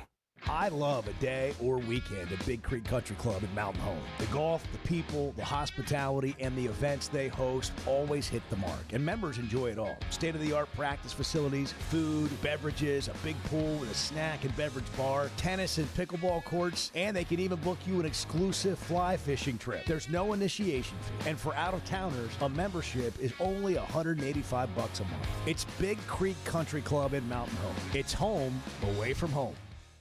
Great people, great prices, and plenty to pick from. You get it all at Fayetteville Auto Park. Acuras, Chevys, Hondas, Toyotas, even a collision center, all at one location. Shop new, used, and certified pre-owned. Plus, Fayetteville Auto Park has hundreds of new and pre-owned automobiles with big discounts starting at under $30,000. Shop our complete selection online at FayettevilleAutopark.com. That's FayettevilleAutopark.com. It's the Chuck and Bo Show. We're just kind of wading through it, figuring it out with you this morning. The Chuck and Bo Show. Getting the job done means tough and reliable equipment, and that's what WT Equipment is known for. A locally family-owned dealership with 4 locations across Arkansas, and always ready to help you get the job done. WT Equipment carries the brands you trust, like the legendary Bobcat and more, and they're offering aggressive pricing on skid steers and mini excavators. Whether you need equipment, implements, or powerful Bobcats, the friendly team at WT Equipment is ready to help. Visit WTEquip.com. Oaklawn is here for when you want the ultimate escape, all in one place. Check into the luxury hotel. Escape to Astral Spa, the only Forbes 4-star rated spa in Arkansas. Indulge at award-winning restaurants like the Bugler or the Oak Room and Bar, all before having the time of your life at the 24/7 smoke-free casino, where the energy goes all night. Here, excitement and luxury meet under one roof. Oaklawn Hot Springs. Join the fun. Gambling problem? Call 1-800-GAMBLER. Are you a real estate agent looking for more than just a place to hang your license? Then it's time to discover the difference at Weichert Realtors, the Griffin Company. At Weichert, you'll find industry-leading training, powerful marketing tools, hands-on support, and a team that's invested in your success. Whether you're a brand new agent or a seasoned professional, Weichert gives you the resources you need to grow your business and reach your goals. Ready to learn more? Text CAREER to 479-306-6139. Your next chapter starts here. Experience football game days on the Hill this fall as head coach Ryan Silverfield leads the Hogs into 2026. Great home matchups line the 7-game slate in Fayetteville, including kickoff in Arkansas on September 5th, the SEC home opener versus the Georgia Bulldogs on September 19th, and a Thanksgiving weekend rivalry battle with the LSU Tigers. Season tickets start at just $300 and are available now at ArkansasRazorbacks.com. Previously heard on the Chuck and Bo Show. I think you will see this team this year play hard, play smart, give themselves a chance to win. I'm not naive, and I don't think there's going to be, they're not going to run the table, and there's probably going to be a game or two in there you lose, you think you ought to win, and hopefully there's some games in there that nobody thinks you're going to win now that you find a way to win.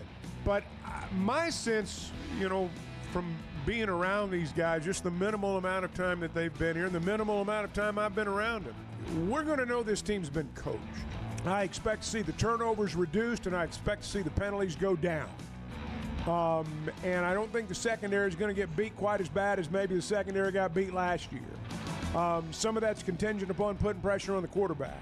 So I think those areas, even though none of them are like, maybe by themselves aren't enough to, change their fortunes, if all three of those things happen, I do think they're going to be better. That's what you want in year one of a new regime.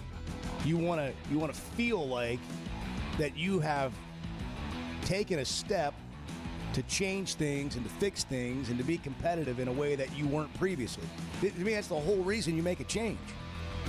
Last year was just like so bad. For so long. And it went from bad to worse. I mean, just like and by the end of it, nobody was a hold of the rope. It was over by like 4 games, 5 games into the season. Well, when they lost at Memphis, it was over. And in retrospect. But one thing I do not think you'll see this year, I don't think you'll see this team, as the old saying goes, let go of the rope. Which did happen last year. And that I don't think will happen this season. I will be very surprised if that happens. The Chuck and Bo Show on Demand is driven by the Fayetteville Auto Park, with full replays available on YouTube and Twitter, or catch up on all 3 hours with a podcast version on Spotify and Apple. Just search the Chuck and Bo Show. It is, when you stop and think about it, we poke holes in it, but I mean, it is amazing what is out there in terms of artificial intelligence, but yet, every time I read it, I don't worry as much about the future of mankind. The Chuck and Bo Show. Throwing on Saturdays in the morning, people coming up here and get extra work. I mean, you just never gonna catch this facility just empty. Everybody working. So, I mean, we just always in the playbook. Over the breaks, like spring break, 4th of July break, we still work. Coaches gotta really tell us to chill out on working out. That's how bad we want it. So, I mean, we really just working overtime here, and receivers, they've been doing a great job getting the playbook down and just doing everything they need to do to be successful in the offense. It's A.J. Hill, who's in a quarterback battle with K.J. Jackson. I don't know, Chuck, you keep hearing things like that from this team. You heard Caden Kittler say to you yesterday at the All-In luncheon that we want people to watch us play and say they're more physical than they were last year. Sutton, the running back, Smith said that he told the team, you asked him, like, what'd you tell these guys about what they were in for, having played for Silverfield before? And he said, I told the guy, he's going to put you through the fire. I mean, all these things that we're hearing are all great, and then we have to qualify everything we say with, we don't know how many wins they're going to have. But I just keep going back to, this is new, and when something new comes in, you evaluate, like, how it's going before they ever play games. And right now, those things appear to be good. I remember the one game, maybe it was last year, maybe it was the year before. Indiana was playing somebody, and they were interviewing Cignetti before the game, and he said, the young lady said, "You've not won here in 15 years." And he said, "This team's never played here. This team, I don't know what you're talking about." And that's kind of where lots of teams are. It's where Arkansas is right now. For us, it's fresh. I mean, everything that happened last year, everything that happened the year before, I mean, we can see the ball coming out right now. Close your eyes, you can see the ball coming out at Memphis. It's fresh. We remember it. But these guys have never been through this before. Yeah, 80% of this team wasn't here. So, I mean, what we think about last year might not matter as much as we believe. We got a text here that I want to get into for a second. All right. They said, "I hope you're correct." It's from the 501 area code. "I hope you're correct, but remember, the other SEC teams improve as well. Arkansas not turning the ball over could be improved, but without proof in the win column, what does it really mean?" Well, it's not to say that if you go from -11 to, say, +3 in turnovers, let's say you make a move like that's a pretty dramatic move.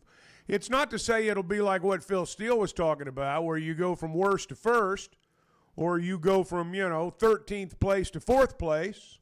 You might not do that, but I guarantee you will not go 2-10.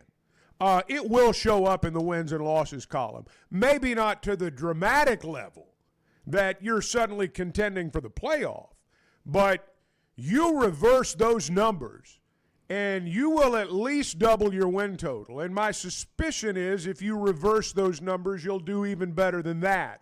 But I think at a minimum, just doing that, you double your total from a year ago. And don't act like 5 or 6 wins have just been automatic lately. So, I'm not saying that's the total answer, but it's a big part of it. My question is, what did people think was going to happen the first year with any new coach? If you got to pick your coach, what did you think was going to happen in year one? I mean, let's just take Kirby Smart. Let's just say in a strange world that Kirby Smart said, I want to be the Arkansas coach. Did you think he was going to bring like half of Georgia's roster with him and they were just going to – my point is that people seem like anything that's said, it's like, yeah, but how many wins are we going to have? Yeah, but how many wins are we going to have? And wins matter. Obviously, that's the end goal. But do you flip from being a program that's been where Arkansas was and all the deficiencies that we've talked about, the financial situation that has improved greatly, the coaching staff, all of that, getting better players. What do you think is going to happen in year one? What will be success to you as a fan? I think that's a great question. And when you look at our history in the SEC, Houston Nutt's the only coach that came in and had real first-year success. I mean, turnaround type success in that first year. Look at the other coaches we've had since we've been in the SEC. I mean, somebody's been fired and a new coach comes in and you're in a rebuilding process and you don't win as many ball games that first year. I can't speak for everybody else, but I can tell you, I think back on like Petrino's first year. By the end of the year, you could feel it coming. Bielema, there was even promise then after a very, very difficult beginning. There was even promise of a better day then. You could see it and you could feel it. We've had it happen in basketball before too. I would like, by the midway point of this season, toward the end of this season, first off, have the attitude as a fan that you better get your shots in now because next year it's just not going to be this way. You need to feel like that, I believe, as a fan for it to qualify as a successful year. And at the end of the season, like, for example, Petrino's first year, they threw that pass in Little Rock. They beat LSU. They finished 5-7. And we couldn't wait for next season, even though they were 5-7 and didn't go to a bowl game. So I think there's got to be that kind of feeling. To me, that's success. There was a lot of excitement that season, too. Like, there were big plays That's and right. big moments, and you could see it coming. That's right. And you want to see it coming. Nolan Richardson's first couple of years in basketball. When I can remember when he signed Ron Hury, for example, it was like, you better get your shots in now because everything's about to change. I think if you feel that way at the end of this football season, it's been a really good year. So CBS Bart, this is like a Bart exercise. CBS Sports came out with a ranking of all of college football. All the FBS teams, or call it Division I to be easy. 138 teams now in Division I football. At the very top, the best team in all of college football, they have Ohio State. At the very bottom, they have Charlotte at 138th. Yeah, they're bad. UMass 137. Also bad. All right, where between Ohio State and Charlotte does Arkansas rank? Edward, do you know? Do I know? No, Yeah. I do Between not know 1 the and answer. 138, where do you think they ranked Arkansas? 138. Just take a wild guess. I think Bart and Chuck already know where they're ranked. I don't know. I'm going going to to take say a wild guess. somewhere between 60 and 75. Okay. You guys already know, right? Yeah. 49th. Oh, okay. That's higher than I thought. That is. Based on them being picked so far. Well, I was trying to last in the think where would SEC, they I was pick like, where would they put them? Where would they pick the last SEC team? So, where's the cutoff for the conference? The interesting thing about this is that Kentucky is the last SEC team they have in these rankings at 55. And Mississippi State's also behind Arkansas at 51. Just ahead of California's just below Arkansas at 50. Ahead of Arkansas, Northwestern, Georgia Tech, Duke, NC State, Oklahoma, Boise State, UCLA, Arizona State, Minnesota, Virginia Tech, Florida State. Virginia's at 37. Vanderbilt's at 36. Kansas State's ahead of Arkansas. Illinois is ahead of Arkansas. Houston. Utah's 24th.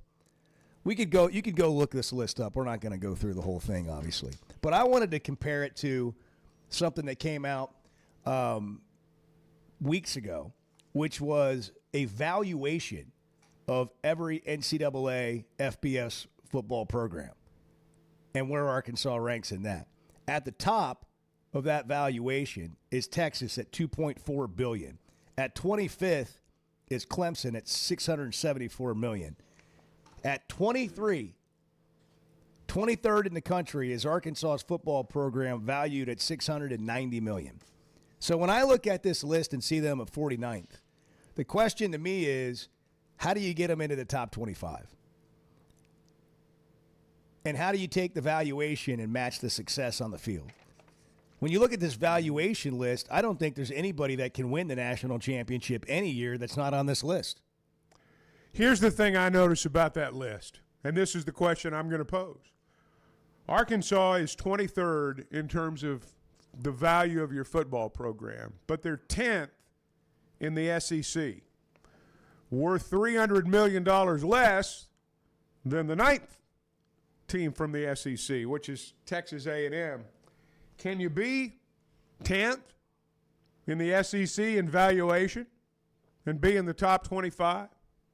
Can you? I think so. Can you? I'm just asking. It's. I mean, I don't know that the answer is yes or no. I'm just saying that, that's what you're asking. Is can the 10th most valuable program in the SEC out of 16? Can you be a top 25 team? Can you be a top 25 program? It's a really interesting question. I don't know that I know what the answer is, but I lean towards no. And the reason is because if you just... It's a numbers game. If you just put everything in a vacuum, right? I realize we don't live in a vacuum. But if you were to do that and say, Arkansas plays all 9 teams ahead of them in terms of the valuation or whatever, right? In a vacuum, you're going 0-9 in those games. Now, again, I understand that's not how the world works and everything. If you do that, if you go 0-9, you're not going to be a top 25 team, right?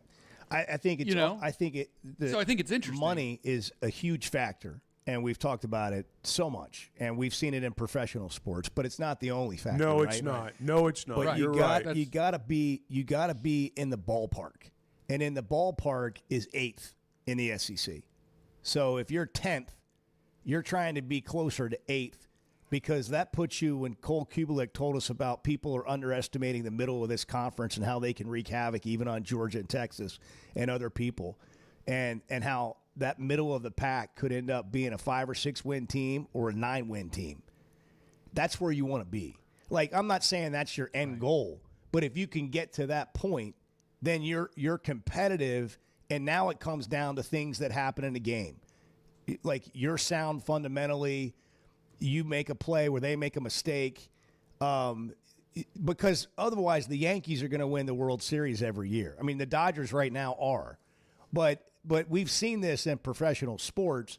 I mean, Georgia and Texas aren't going to win the national championship every year. Ohio State's not going to. Indiana and their upstart, they're not going to every year.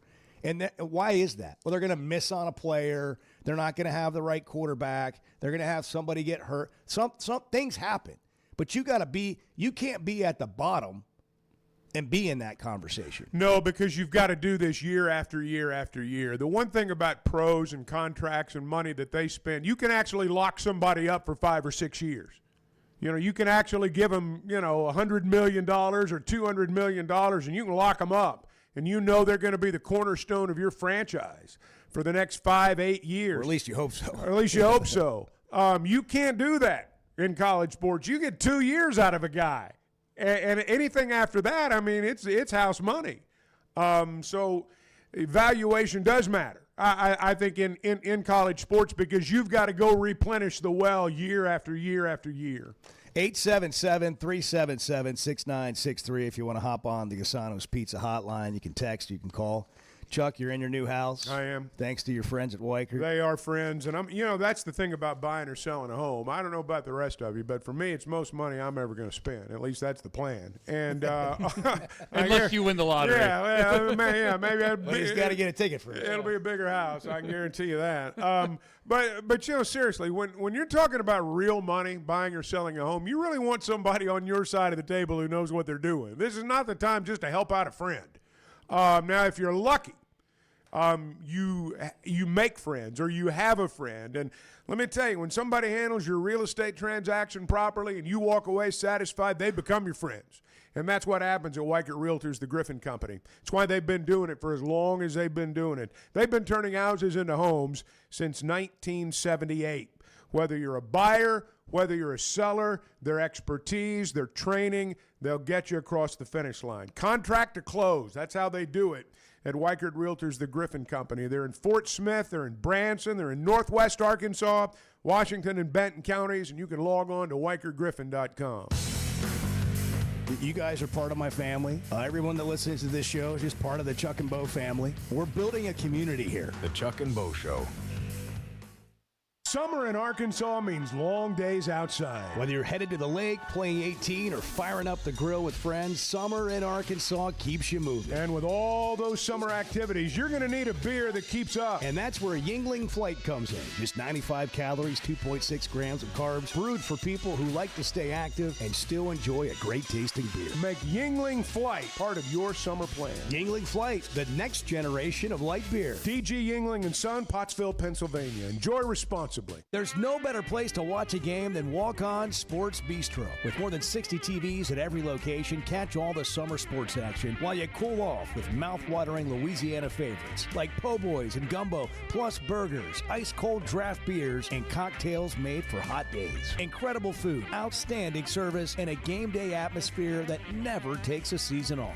Visit one of the 5 locations across Arkansas today, including Rogers and Fayetteville. Walk On Sports Bistro. We live for this. Thinking about buying or selling a business? Well, trust the experts at Arkansas Business Brokers, powered by Weichert Realtors, the Griffin Company. Whether you're ready to sell a business you've built from the ground up, or you're looking for the perfect opportunity to become your own boss, Arkansas Business Brokers can guide you through every step of the process. Their experienced team helps make complex transactions simple. Text BUSINESS to 479-306-6139 for a free consultation, or visit ArkansasBusinessBrokers.com. Life is better with community banking from First Security, where personal connections make a difference every day. Families get bankers who know their names, know their needs, and love to help. Businesses work with responsive lenders who make fast local decisions that help build success. And communities thrive with First Security because our team is rooted here too. Choose the power of personal. First Security. Bank better. FSbank.com, member FDIC. When it comes to a roof or remodel, you want somebody that's going to do what they say they're going to do. They're going to come in on time and on budget. And you might need it right now and can't afford it at this moment. Well, Teamwork has a plan for you. Now offering financing options like 0 down, 0% for 12 months, or low fixed payments over time and no payments for 60 days. Log on to their website, teamworkbuilt.com. Teamworkbuilt.com. Teamwork Roofing and Construction, built on quality and powered by Teamwork. Getting the job done means tough and reliable equipment, and that's what WT Equipment is known for. A locally family-owned dealership with 4 locations across Arkansas, and always ready to help you get the job done. WT Equipment carries the brands you trust, like the legendary Bobcat and more, and they're offering aggressive pricing on skid steers and mini excavators. Whether you need equipment, implements, or powerful Bobcats, the friendly team at WT Equipment is ready to help. Visit WTEquip.com. You're right, Chuck. You're right. You're right. You're not wrong, Chuck. Because we don't want to hear. That's really all I wanted to hear. The Chuck and Bo Show.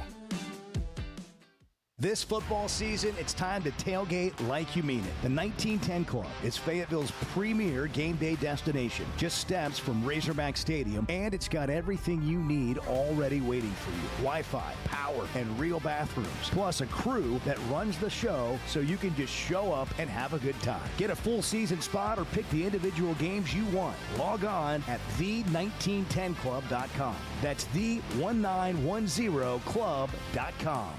Ben Blakeman joining us to talk about something they've been doing for 35 years, helping Arkansans with their stories and jewelry. You know, we want you to feel comfortable. We want you to feel confident. We want you to be educated. And we have a larger selection. We have more opportunities, more availability. Some people come in knowing exactly what they want. Some people come in having never been into a jewelry store before. We want both experiences to exceed all expectations. Blakeman's Fine Jewelry, the official jeweler of the Arkansas Razorbacks. Summer in Arkansas means long days outside. Whether you're headed to the lake, playing 18, or firing up the grill with friends, summer in Arkansas keeps you moving. And with all those summer activities, you're going to need a beer that keeps up. And that's where Yuengling Flight comes in. Just 95 calories, 2.6 grams of carbs, brewed for people who like to stay active and still enjoy a great tasting beer. Make Yuengling Flight part of your summer plan. Yuengling Flight, the next generation of light beer. DG Yuengling & Son, Pottsville, Pennsylvania. Enjoy responsibly. I love a day or weekend at Big Creek Country Club in Mountain Home. The golf, the people, the hospitality, and the events they host always hit the mark, and members enjoy it all. State-of-the-art practice facilities, food, beverages, a big pool with a snack and beverage bar, tennis and pickleball courts, and they can even book you an exclusive fly fishing trip. There's no initiation fee, and for out-of-towners, a membership is only $185 a month. It's Big Creek Country Club in Mountain Home. It's home away from home. Hey, thanks for tuning in this morning. Hang out with Bo and me every weekday morning from 6 to 9 live on YouTube or Twitter, or catch up with the podcast version of the show available on Spotify and Apple. By the way, good morning. We just kind of jumped in, and we're Hey, coffee deep. And hey, everybody, Morning, Bart. welcome in. Edward. I smell the bacon cooking. It's going to be a good day. The Chuck and Bo Show. Bart got hit up personally on the text line. This is a publicly Personal viewed text, listener. Personal at Bart Pullman, Poleman. Simone not how and you spell it, Fabo. no, but Simone and Fabo, Gasano's Pizza Hotline, where you can text us Reaching out to you personally. 377-6963. Success is better than last year. We are totally capable of 3 to 4 wins. Why do we as fans criticize a coach we know so little about? Bart, the question's for you. Chevy of Fayetteville Situation Room. You're in it. I'm not really sure how to answer that question. I don't really know. It's pretty straightforward. Yeah, well, I mean, I don't know that people are necessarily criticizing Ryan Silverfield. Are they? Like, well, I don't hear a lot of that. I hear less of it now, but I heard a lot of it for a while. I hear a lot more, fans just being down on the program in general because of how bad things have been. I don't hear a lot of people criticizing Ryan Silverfield. Look, I have concerns about, what his tenure at Arkansas is going to look like. And I've been very open with that from day one, just based on history and what history has told us. But I like Ryan Silverfield, and I hope he does. But really if you well. were to actually answer her question, yeah, it's a thoughtful answer. The fans that do criticize, why do you think that is, or that have been critical of the hire? Because I mean, look, there are a lot of things you can look at that point to, hey, maybe this wasn't necessarily the best guy for Arkansas. Or maybe this isn't the right fit, or maybe there are other guys out there who would have been better fits. However, I think most of it stems from this narrative that Alex Golesh is so much of a better coach than Ryan Silverfield, and that Arkansas had the narrative that Arkansas had Alex Golesh and fumbled him and ended up with Ryan Silverfield. I think that's where it comes from, is that narrative. I want to answer now. I think some of that's true. I think the other part that she pointed out is people knew so little about him. I would argue, and Chuck, you've seen it, I think, firsthand. I know I have as well. Every time Silverfield gets in front of somebody, he seems to win them over. He's been good in that area. I mean, like every time he talks, every time he gets in front of a one-on-one or a crowd, and they're like, man, okay, I like this guy's fire. He does have the ability to speak to any room. And by any room, I mean, guy on the street or a guy, top floor of the building, that's going to give you money. He moves very well in either setting. Can I just say that I think the most interesting part of Simone's text is the fact that it was directed at Bart. Yeah. I mean, directed at Bart. And now there's more now. Yeah, we're getting some more. We're getting more now. All you got to do is, Bart, you want to give your personal social media accounts out? Really? At Bart_Pullman on Twitter. It's all about the Bart. What about brand. Instagram? What about the gram? At Bart Pullman, no underscore. What about Facebook? Bart's got two No, thank you. Instagrams. No, thank you on Bart's Facebook? got two Instagrams. No. If you haven't followed Chuck Barrett on Edward just got the SWAT. You got a burner There's account a on violent Instagram? SWAT. You have a burner account on It's Instagram? like verified. I have a He's private account. player. Chuck and Bo, driven by the Fayetteville Auto Park. Having good vision enhances every part of your life, and that is why I go to McDonald Eye Associates. They have great doctors and staff that meets all your vision needs. I recently picked up a pair of new sunglasses, and the attention to detail and customer service was on another level. We all have preferences on the look of our shades, but checking out the different lenses helped me land the best pair I've ever had. And Drs. Betts and Mengarelli have helped numerous athletes get their best vision. Go see our friends at McDonald Eye Associates and see the best. The 1910 Club is taking tailgating to another level. It's on Oliver Street, just steps from Razorback Stadium. And every spot comes with Wi-Fi, power hookups, real bathrooms, and a club crew handling all the details so you don't have to. And if you're not ready for a full season, single game spots are available for nearly every home game. Pick your exact spot on the interactive map at the1910club.com. That's the1910club.com. Get in the club and tailgate like you mean it. Oaklawn is here for when you want the ultimate escape, all in one place. Check into the luxury hotel. Escape to Astral Spa, the only Forbes 4-star rated spa in Arkansas. Indulge at award-winning restaurants like the Bugler or the Oak Room and Bar, all before having the time of your life at the 24/7 smoke-free casino, where the energy goes all night. Here, excitement and luxury meet under one roof. Oaklawn Hot Springs. Join the fun. Gambling problem? Call 1-800-GAMBLER. At Macadoodles, customer service is the #1 priority, and it starts at the top with founder Roger Gildehouse. It starts with the guy running it. If you make customer service your #1 issue, my people, you couldn't find one that wouldn't tell you that what's the most important thing to Roger when we open these doors every day, and they would tell you customer service. We have to take care of the customer. Macadoodles, prioritizing customers since 1997. Oh, no, I don't want Lane Kiffin at LSU. I want weird stuff going on. The Chuck and Bo Show. When it comes to a roof or remodel, you want somebody that's going to do what they say they're going to do. They're going to come in on time and on budget. And you might need it right now and can't afford it at this moment. Well, Teamwork has a plan for you, now offering financing options like 0 down, 0% for 12 months, or low fixed payments over time and no payments for 60 days. Log on to their website, teamworkbuilt.com. Teamworkbuilt.com. Teamwork Roofing and Construction, built on quality and powered by Teamwork.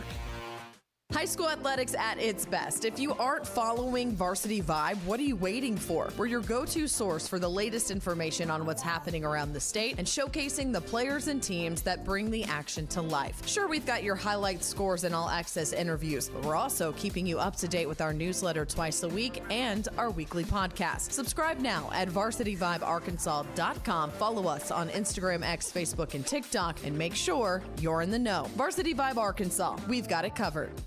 At First Security Bank, banking isn't one size fits all. It's personal because everyone's financial journey looks a little different. From managing day-to-day spending, to running a small business, to helping your kids learn more smart money habits, or taking that big step toward buying a home. At First Security, you get the services you expect, the technology you need, and the real support of local people who live here, know the community, and take the time to understand what you're trying to accomplish. Life moves fast, and having a bank that moves with you makes a difference. Whether you prefer stopping by a branch, banking on the app, or picking up the phone to talk with someone who actually knows your name, First Security is there. They offer smart tools like mobile banking, bill pay, and mobile check deposit, along with thoughtful solutions like flex banking for kids, checking built for small businesses, and local mortgage lenders who guide you through the home buying process. Choose the power of personal. Bank better at First Security. Member FDIC, Equal Housing Lender.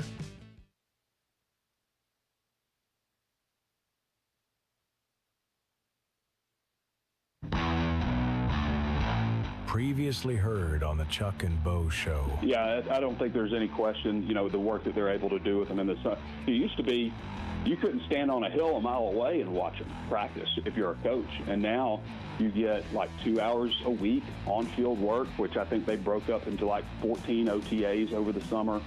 And you get 2 hours of film study with them, in addition to, the time that the strength staff gets to spend with them. So you do have a lot of carryover from spring, summer, and into fall camp. And so, yeah, it does feel like they hit the ground running. I have to be careful sometimes, guys, because when I say, I think they'll be good at this spot. I think they'll be good here. Sometimes when I say that, I just mean I think they'll be average. I love football, and I get excited like anybody else. I mean, I'm probably, depending on how things go, going to be somewhere around 4 wins. Give or take. Maybe I go up to 5 if I really like what I see. Maybe I drop it down to 3. But when I say stuff like, I always have to be careful with that because I get excited. But when I say something's going to be good, sometimes I just mean they're going to be average. And I think that they have a roster that is good enough. If they can do those things, penalties, turnovers, special teams, if they can do those things and they have a quarterback that is at least competent, that doesn't just kill them, that they could get to a bowl game. People look at the schedule and say, well, this is the most brutal thing ever, and there's no way that they're going to be. Teams do that kind of stuff. There's things that happen. You look at a team that is what they are right now, what they're projected. You don't know what's going to happen to Auburn. You've seen the slate Auburn has before they play Arkansas. Who knows? Shane Beamer could be on the hottest of hot seats. He could be out of there by the time Arkansas plays them. And that's in Fayetteville. There are things that can unfold throughout the course of the season that you just don't expect. Never miss a moment of the Chuck and Bo Show on demand, driven by the Fayetteville Auto Park. Watch us on YouTube, Twitter, every weekday, or stream the podcast version of the show on Spotify or Apple. Just search for the Chuck and Bo Show. Previously heard on Chuck and Bo. Sorry to disappoint the media, but very rarely do I bring up the media in team meetings about motivation. It's hour 2 of practice. We're not thinking about what the media voted us, right? Hopefully we all practice pissed off, right? Hopefully we all want to be great. The Chuck and Bo Show. You're just talking. No. You're just talking. I'm ready to roll right now, Bo. Cheats, steals. It's a real talk show. Live from the Warfield Distillery Studios, Idaho's most awarded Distillery. Let it out. Let it out. Let it rip. Let it go. If you're a Hog fan, be a Hog fan. Hey, Bo, you're wrong. Come in at your own risk. Nobody's safe in here. Here are your hosts, Chuck Barrett and Bo Mattingly. We got Otis coming up. We do indeed. We got big things happening here on the Chuck and Bo Show. Tuesday, we'll be at First Security Bank.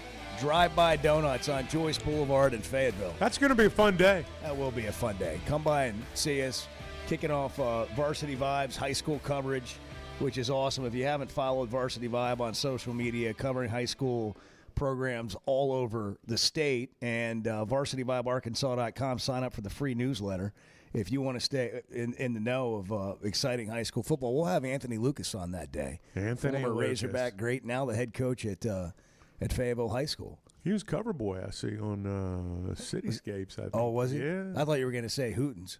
No, I think he's been on probably yet? lots of covers, truth be told. No, I have not picked up my copy yet. Bart, do you have one yet? I mean, it's got to take both hands to pick it up. Two magazines to buy every year. It's Phil Steele. Yeah, I've been slacking a little bit on the Hootens. I've been almost waiting. done reading every page of the Phil Steele magazine. I had to get through Phil Steele. Are there first. pirated Hootens magazines out there? Like there are Phil Steele's? Yes, I'm responsible for half of it. Okay, no. all right. Phil Steele's magazine is the gold standard, said Steele. Said Steele. In the athletic article. Hey, I mean, you guys want to know about, Louisiana Tech, I can tell you.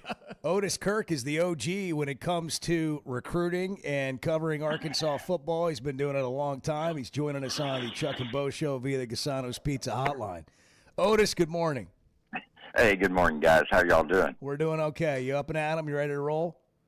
Oh, yeah. I'm working on a column for Hogville, Pig Trail Nation, and talking to you guys and just enjoying life, man. I mean, what's there not to enjoy? Hey, I'm enjoying what I'm seeing from football so far. I know bet's easy. People will tell me to take my rose-colored glasses off and propagate. I don't care. I'm enjoying what I've seen. Every time I'm around the program, every time I hear Silverfield talk, and we'll see what happens on the field, but you got to start there. Is it headed the right direction? You were at the scrimmage the other day. What are you seeing in these open periods of practice that are jumping out at you? Just once again, seeing KJ Jackson pretty much take control of the quarterback position, in my opinion. Seeing the depth at receiver, but what I don't see there is who. They've got 8 to 10 SEC caliber wide receivers. They really do. 8 to 9 anyway. But I haven't seen the one go-to guy, Bo, Chuck. I mean, that's what I haven't seen is who's going to be the go-to guy at that spot. And will the scrimmages Sunday give any indication that? I don't know. But is it absolutely necessary to have a go-to guy? I mean, is it better to have 8 or 9 guys that when the quarterback drops back, they don't know who he's going to do. There's not an Andrew Armstrong out there that they knew Arkansas was going to go to. Is that a bad thing to not have a go-to receiver? It depends on who you talk to. Some people say you've got to have a go-to receiver. Other people say it's not that important. Well, my question on that is, do they have playmakers? Like, sometimes you got one guy that's a playmaker. But, you think back to Joe Adams and Jarius Wright and Childs. I mean, yeah, they were all playmakers, but not necessarily a certain go-to guy among that group. I think Arkansas with C.J. Brown, Chris Marshall, and God knows others. I mean, there's so many others, but the two that have jumped out to me that I think can develop and I think they're both playmakers, but I think they can develop into go-to guys, C.J. Brown and Chris Marshall. Now, there may be someone else. Antonio Jordan certainly has the size and speed. I just haven't seen here's what I haven't seen from Antonio. 6'5", 240 from Warren. I haven't seen the consistency. Oh, what I'm talking about the other day, KJ hit him right in the hands with a football. And he tried to run with it before he caught it, and he dropped it.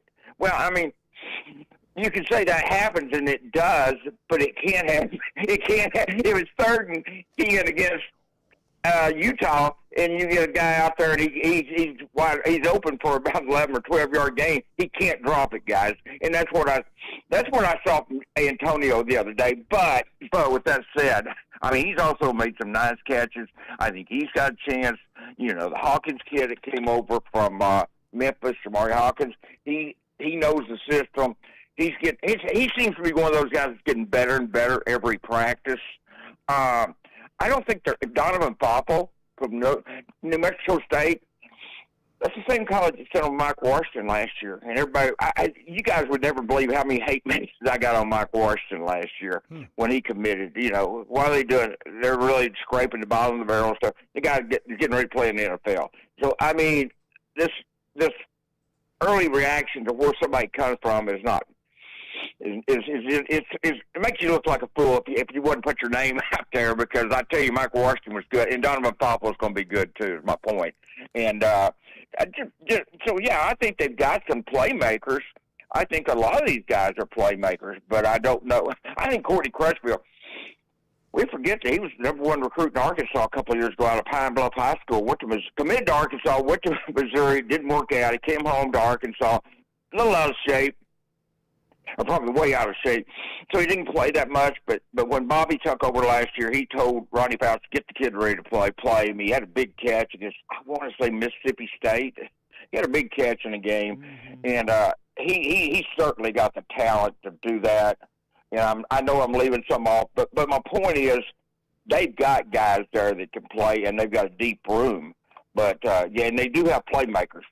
Yeah. But then again, well, go ahead. But you made the point with guys when they had Joe and Jarius and Greg. I don't know if any of those guys were really the go-to guy, but they were all playmakers, and certainly wasn't lacking in offense with that group. Otis, is the go-to guy going to be a wide receiver? Or could it be a tight end, or could it be a running back in the passing game? When you look at what he's done, right. I just wonder who the go-to guy is going to be, and where's he actually – what position's he actually going to play? Okay, I think it will be a receiver. I do think you're going to see the running backs. I'm sorry, bobbling around here, but I do think the running backs are going to catch more balls maybe than they have in the past, and they're going to use that in more situations than they have in the past. And I think Sutton Smith's a guy that could be certainly a go-to guy, receiver, or running back. But I think with his size, they seem to want to limit his touches. That's what they did at Memphis, and I don't know if they'll continue that at Arkansas, but I imagine in the SEC they will continue it. That's why I wouldn't say he would necessarily be the go-to guy. Braylon Russell can be that guy, but I'm going to tell you a kid to watch for. And whether we're talking about running the ball, catching the ball, Cam Settles is a name to keep in mind. I'm telling you, he was the star of the Red, White, and Spring game, and he's going to be he is a lot better football player than people know. And this kid is going to really put his stamp on the program this year. Wait and see.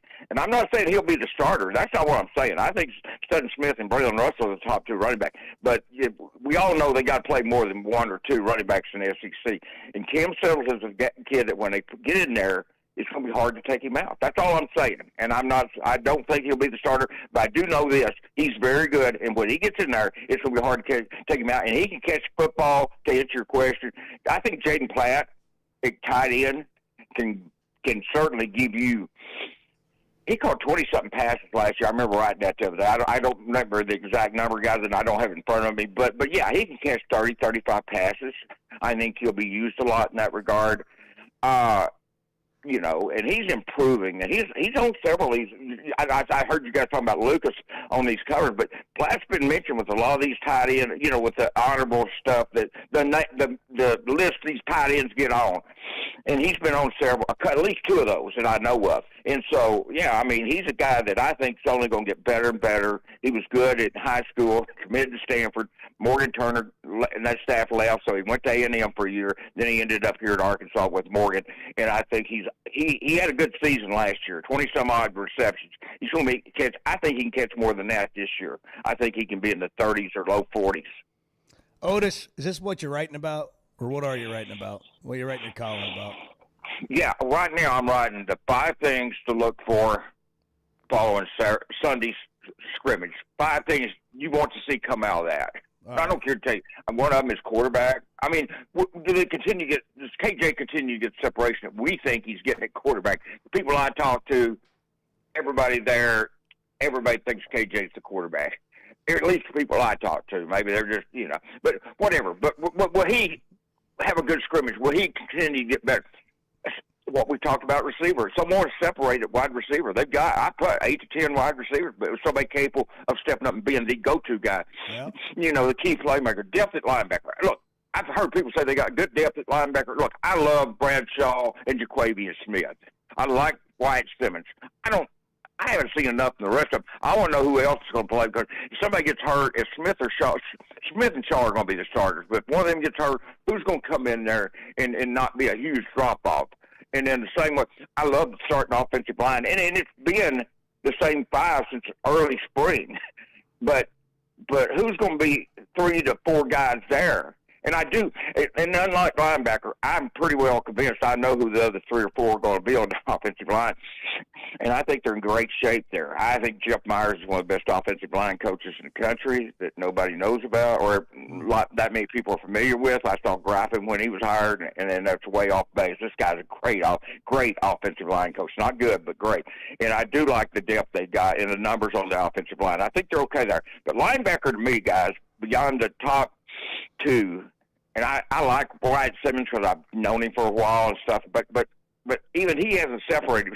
But they need some guys at linebacker. And maybe they've got them. I'm not saying they don't have them. I hope you understand that. I'm not saying they don't have them. I just haven't seen who is going to step up and be that guy, linebacker, beyond the starters. You mentioned offensive line, and Caden Kittler yesterday at the All-In lunch had mentioned having a second offensive line coach is something they didn't have last year, and how many more reps that helps them get in. And Silverfield's offensive line background, that seems like a really interesting position that we know has to be good, and that they've prioritized it to be good. Otis, give me one thing. Like when we talk about this, we're just talking about what's happening, and we're not necessarily comparing it to who they're going to play when they get out there and play games. What do you think the key to this team being successful will be in terms of, hey, this has to get a lot? I'm talking about this team, not from last year. Like, what do you see out there that could keep it from being successful, or you think will make it successful and being competitive in games? I think the one thing, and you're asking me to name one thing, and I think there's more, but the one thing that this team has to do is not beat themselves. I felt like last year they start 4-0 if they don't beat themselves. And I really believe that. And Ole Miss, we got to remember, was a playoff team. And they were in Oxford and had that game won, in my opinion, had they not fumbled that pass, that reception, then fumbled it. I'm telling you, I think this team has got to not beat themselves. And that's what I like about KJ. Guys, he has not turned the ball over. The other day, AJ comes out early on in scrimmage or a practice, drops the snap. It was low. It wasn't his fault. He picked his snap, composed himself, and threw a touchdown pass to Donovan Poplar. You're happy. A few plays later, he throws an interception. One day he starts at quarterback. First thing he does is throw an interception. And I'm not picking on AJ, but I'm just saying that's what you can't do. This team has got to not beat themselves, guys.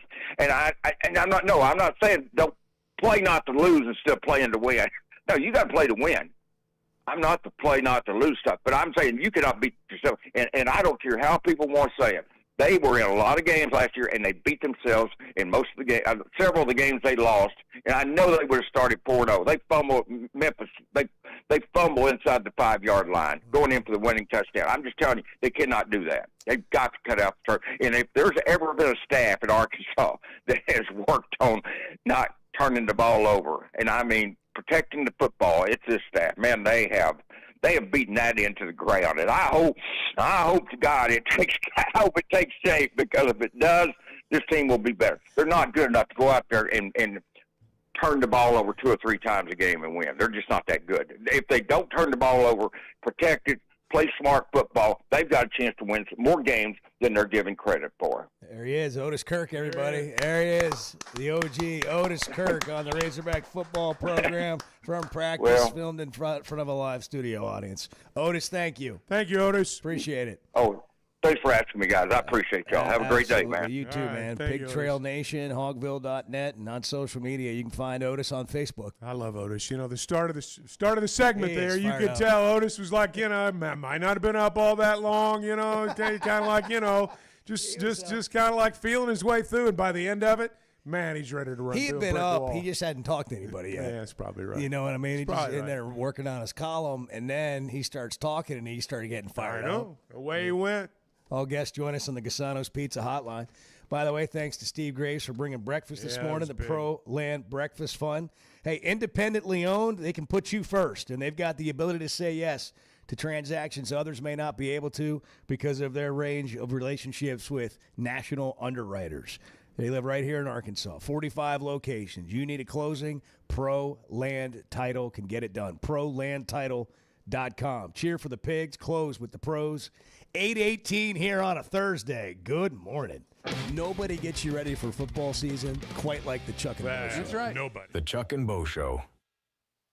Oaklawn is here for when you want the ultimate escape, all in one place. Check into the luxury hotel.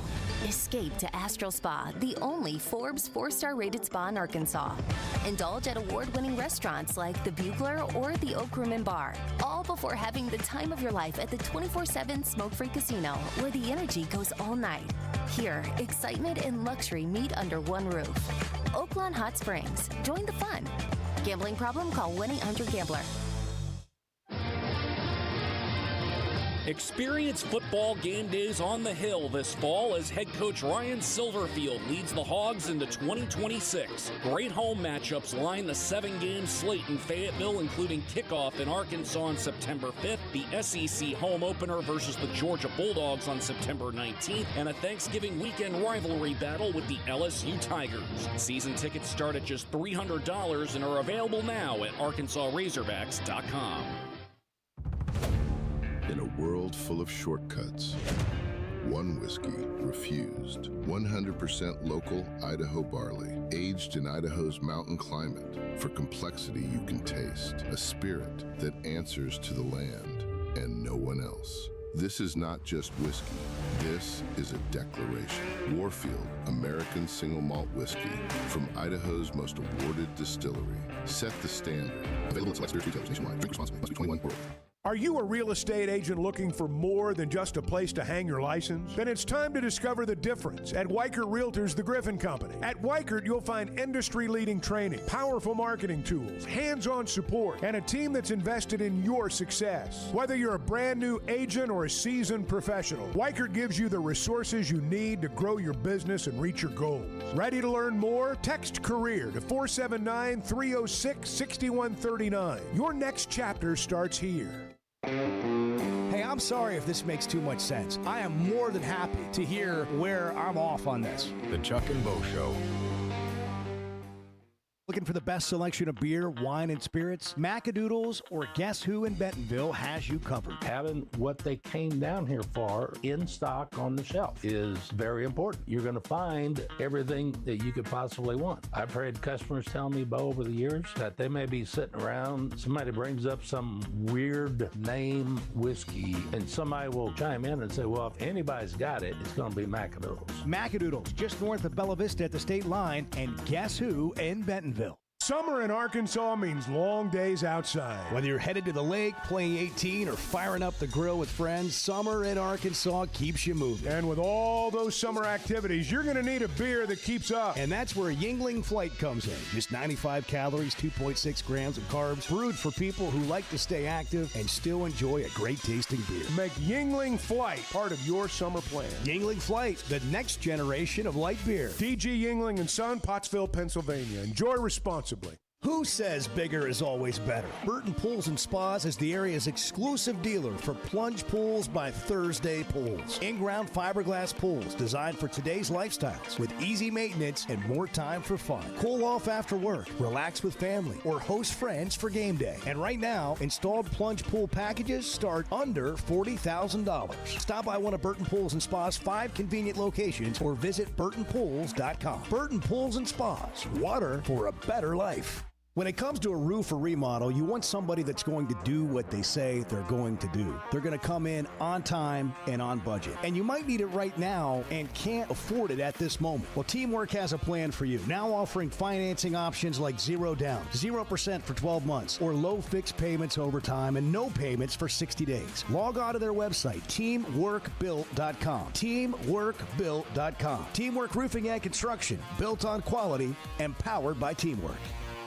Hey, thanks for tuning in this morning. Hang out with Bo and me every weekday morning from 6 to 9 live on YouTube or Twitter, or catch up with the podcast version of the show available on Spotify and Apple. Well, I just want to say we need to appreciate Bart a little more because Bart know what the hell he's talking about. Boy, you bad, boy. The Chuck and Bo Show. You know, Chuck, it's the Bart Pullman Show in here, every once in a while. Basically, it is every day. Getting text, and we'll get to some of those texts. But personal reaction. There's some teams that Bart doesn't believe in this year. One of them's Clemson. Another one's Oklahoma. He's been down on Dabo for quite some time now. And I think the Chad Morris hire at Clemson didn't help Bart's opinion it did not. of Clemson. But people have been talking about, or not really talking about Clemson. Like, actually, Clemson snuck into the preseason top 25, and there were a whole bunch of people that kind of gave, outrageous takes on that. This is crazy. They're not a top 25 team. And Dabo's hearing this, and he knows that people are kind of doubting this Clemson football team. And this is a proud program of, national titles not too long ago. But they've had their struggles. The transfer portal hasn't helped them. He's kind of fought that. And, he lost his two best coordinators in those championship runs of Tony Elliott and Brent Venables, now both head coaches. Here's Dabo at a press conference yesterday. No, everybody's just working. There's a bunch of nobodies. We'll see. We'll see if anybody becomes somebody as we play some games. So he's basically saying, y'all are all sleeping on us. Yeah, this is perfect for Dabo. He's telling everybody nobody believes in you. We're a bunch of nobodies. Maybe somebody will become somebody when we get out here and play games. Bart, what kind of year is Clemson going to have in the Chevy of Fayetteville situation room? I mean, I don't think they're going to be a particularly good football team. I think they might have. That was odd, dude. I think they might have a little better record than their actual ability level. I'll run through the schedule here real quick. Is that what you're saying? They open the year at LSU. They will get hammered in that game, just absolutely hammered in that game. Absolutely. So they'll be 0-1. They'll beat Georgia Southern. They will beat North Carolina, who might be the worst Power 4 conference team in the country this year. History of college football. I'm not going that far. We're not that far removed from the Chad Morris era. So they'll be 2-1. Then they go to Cal on a Friday night, and I feel like that might be that's one of those tricky games. Weird night, cross country trip. Cal's a little frisky. Maybe they get beat there. Looking ahead to the game the next. Frisky Golden Bears. Looking ahead to the Miami game the next week. Berkeley, frisky. Berkeley, California. Miami likely also to absolutely slaughter Clemson. Slaughter. So best case scenario, they're 3-2 at that point. Then they play Charleston Southern, Virginia Tech. They're at Florida State, at Syracuse, Georgia Tech, at Duke, and then South Carolina. They'll lose that game. So I mean, they're going to lose to South Carolina. South Carolina's not going to beat Clemson. Yeah, they will. Pardon you're me. dismissed. Yeah, I'll just go now. There's another way to say that. Yeah. I think you were thinking it. I'm gone. I'll just go myself. Look, there's an easy scenario in which Clemson is 9-3 this year, but not actually a very good team, right? I'm pulling for Clemson all of a sudden. I don't. What if Chad Morris makes a difference on offense? Well, he is. They're going to probably be worse. What if he makes them really good? I will say this. Everybody sitting up. Everybody feet on the floor. I think they might. They're inexperienced at quarterback, but they might actually be better at quarterback. I think Cade Klubnik was awful. One of the most horrifically overrated quarterbacks that we've seen in a minute. I think they might be better at quarterback this year. I think Chad Morris will probably ruin him. I don't think. I think Dabo's lost it. I think and his fall off, his quick fall off from being like a top tier, 2 national titles in 3 years coach to what Clemson has become now is really fascinating to me. I can tell the demise of Dabo. The 2 years that he had him rolling, that was the flash in the pan. That was the flash. This is not a program. I mean, they had the Ford deal. That's about it. When you really look at Clemson they had the Ford era. But when you really look at their program, the 2 years that they won it all, that was the aberration. Maybe so. I mean, I do want to give them credit for doing a good job there. Two-back run-oriented play-action shot football team that's going to take great pride in pushing the ball down the field. I mean, they won. They played for 4 national titles in 5 years, and I do want to give them credit for that. Well, right? You've got to begrudgingly, of course. No, I'm just saying. What I'm saying is from that point to where Clemson is now is fascinating. Like what has happened to Dabo, because Dabo it's not just me. It's like nobody talks about Dabo as one of the great coaches in college football anymore. Nobody even mentions him. Nobody brings him up. Remember when Alabama was just waiting? Like he was the coach in waiting. Right, and now nobody in Alabama would want him. If Saban ever left. He underestimated what NIL would be. Like a lot of people. And the portal. He refused to use the portal and for a long time, and that hurt the roster. You know, it's easy to go back and criticize people now. Well, they didn't see this coming. They didn't understand. They didn't do, it's hard for me to hold that against him because, look, when you really look at Clemson's situation, I mean, they're in a 2-team state. That's not the richest. It's not the richest place in the world anyway. Clemson's a little small town. You ever been there? There's not much to it. Right. To me, for people to like hold it against Dabo that he's ruined some football power there. No, I don't agree with that at all. That's not what I'm saying. I'm just saying like Dabo's perception, his national perception has fallen off.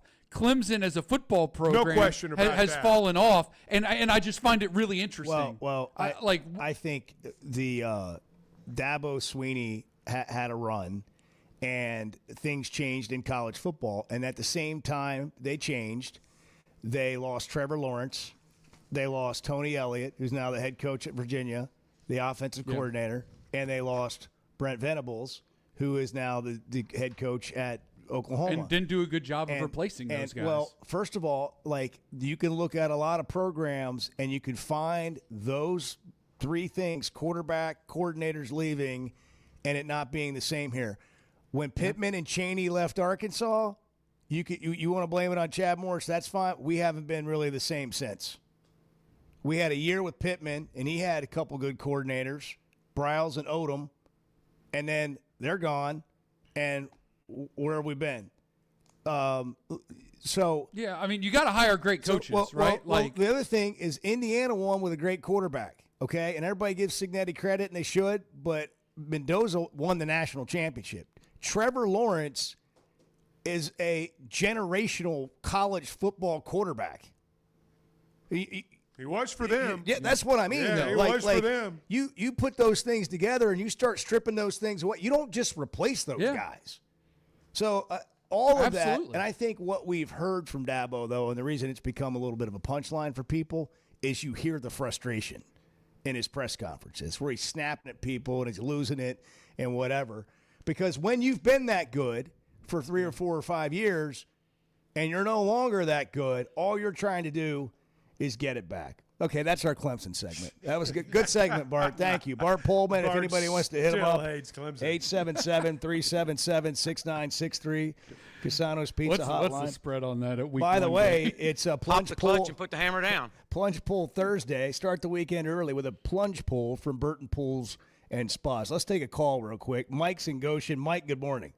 Good morning, Chuck Bowe and Bart and Edward. Hey, Mike. Some great news. You guys know Kerm's been back on the air for going on 3 weeks now, and Tommy just announced that it looks like Kerm's going to be a Kansas City Chiefs affiliate. That's fantastic. That is I exciting got a news. question for you, Mike. Do you call Kerm and give them updates on the Chuck and Bo show? No, I'm watching you guys on YouTube and listening to Tommy. He's doing Dial-A-Trade right now on my phone. So, can you? Wait, you got Dial-A-Trade on right now? No, I can't. I'm on my phone now. But Tommy's doing Dial-A-Trade right now. But I listen to you guys. I watch you guys on YouTube and listen to Kerm on my phone. There you go. So you can do that's multitasking. What a life. That's I multitasking. mean, that is the good life. That is the there. good life with a cup of coffee. Two of the best. You guys are great. So appreciate it. And I'm not sure yet if they're going to be able to cover the Chiefs or broadcast the Chiefs exhibition game Saturday. I think 3:00 versus the Rams. But now, Mike, let me ask you a question. Really, seriously. Okay. 3:00 Saturday afternoon, heart of the weekend. Are you going to listen to the Chiefs on the radio? I would be, yeah. Because I think they're just on the NFL Network. What would be stopping you, though? What would keep well, I mean, you said I probably would be. Well, I mean, what would stop you? He wasn't sure if it was going to be on, I think. Oh, okay. The only thing that would stop him but if it's on Saturday, you'll be listening at 3:00, right? More than likely, Okay. yeah. I grew up in Kansas City, Right. so yeah. Was that game on television? I'm like a long-term Razorback fan, Chiefs fan. Oh, yeah? Loyal through thick and thin. The I think the Razorbacks are going He's to a have a Kingdom great guy. season. I think they're Chiefs going to Kingdom. exceed everybody's expectations. What do you think about that new stadium up in Kansas City? Edward hates the idea. What do you think about it, Mike? Yeah. Well, I'm not pleased, but, it was a business deal. That part of Kansas City, Kansas, is economically just growing like crazy. They've got the racetrack over there, and they've got Bass Pro Cabela's over there. And, They can't stop progress. Yeah, nothing's going on around Arrowhead. It's pretty much stop progress or Dial-A-Trade. Yeah. Interesting. All right. All right, Mike. Have a Thursday. Get you a plunge pool Appreciate from you Burton guys. Pools and Yeah. Spas, and you can stand in there and listen to Dial-A-Trade and the Chiefs games while you're standing in your plunge pool. I mean, look, this is what we do. We heal the hurting. We touch the hearts. We talk about the things that matter to people. The Chuck and Bo Show.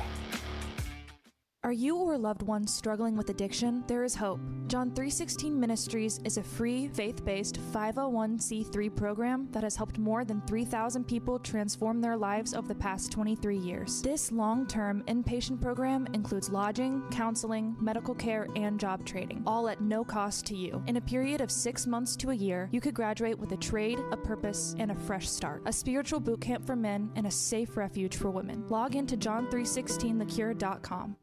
Did you know Chevy of Fayetteville is the #1 volume dealer in Northwest Arkansas? That means nobody sells more cars, trucks, or SUVs than Chevy of Fayetteville. They've been a part of our community for over 25 years. They're supporters of our local schools and the Razorbacks. And they're the best after the sale. An award-winning service and parts department, a waiting area, complimentary loaners. So go see Chris Mark in Denver and the team at Chevy of Fayetteville, inside the Fayetteville Auto Park. Kids, there's never a good deal good enough with a bad person. Still a bad deal. The Chuck and Bo Show. Oaklawn is here for when you want the ultimate escape, all in one place. Check into the luxury hotel. Escape to Astral Spa, the only Forbes 4-star rated spa in Arkansas. Indulge at award-winning restaurants like the Bugler or the Oak Room and Bar, all before having the time of your life at the 24/7 smoke-free casino, where the energy goes all night. Here, excitement and luxury meet under one roof. Oaklawn Hot Springs. Join the fun. Gambling problem? Call 1-800-GAMBLER. Getting the job done means tough and reliable equipment, and that's what WT Equipment is known for. A locally family-owned dealership with 4 locations across Arkansas, and always ready to help you get the job done. WT Equipment carries the brands you trust, like the legendary Bobcat and more, and they're offering aggressive pricing on skid steers and mini excavators. Whether you need equipment, implements, or powerful Bobcats, the friendly team at WT Equipment is ready to help. Visit WTEquip.com. Experience football game days on the Hill this fall as head coach Ryan Silverfield leads the Hogs into 2026. Great home matchups line the 7-game slate in Fayetteville, including kickoff in Arkansas on September 5th, the SEC home opener versus the Georgia Bulldogs on September 19th, and a Thanksgiving weekend rivalry battle with the LSU Tigers. Season tickets start at just $300 and are available now at ArkansasRazorbacks.com. The 1910 Club is taking tailgating to another level. It's on Oliver Street, just steps from Razorback Stadium. And every spot comes with Wi-Fi, power hookups, real bathrooms, and a club crew handling all the details so you don't have to. And if you're not ready for a full season, single game spots are available for nearly every home game. Pick your exact spot on the interactive map at the1910club.com. That's the1910club.com. Get in the club and tailgate like you mean it. Previously heard on the Chuck and Bo Show. I think you will see this team this year play hard, play smart, give themselves a chance to win. I'm not naive, and I don't think there's going to be, they're not going to run the table, and there's probably going to be a game or two in there you lose, you think you ought to win, and hopefully there's some games in there that nobody thinks you're going to win now that you find a way to win. But my sense, from being around these guys, just the minimal amount of time that they've been here and the minimal amount of time I've been around them, we're going to know this team's been coached. I expect to see the turnovers reduced, and I expect to see the penalties go down.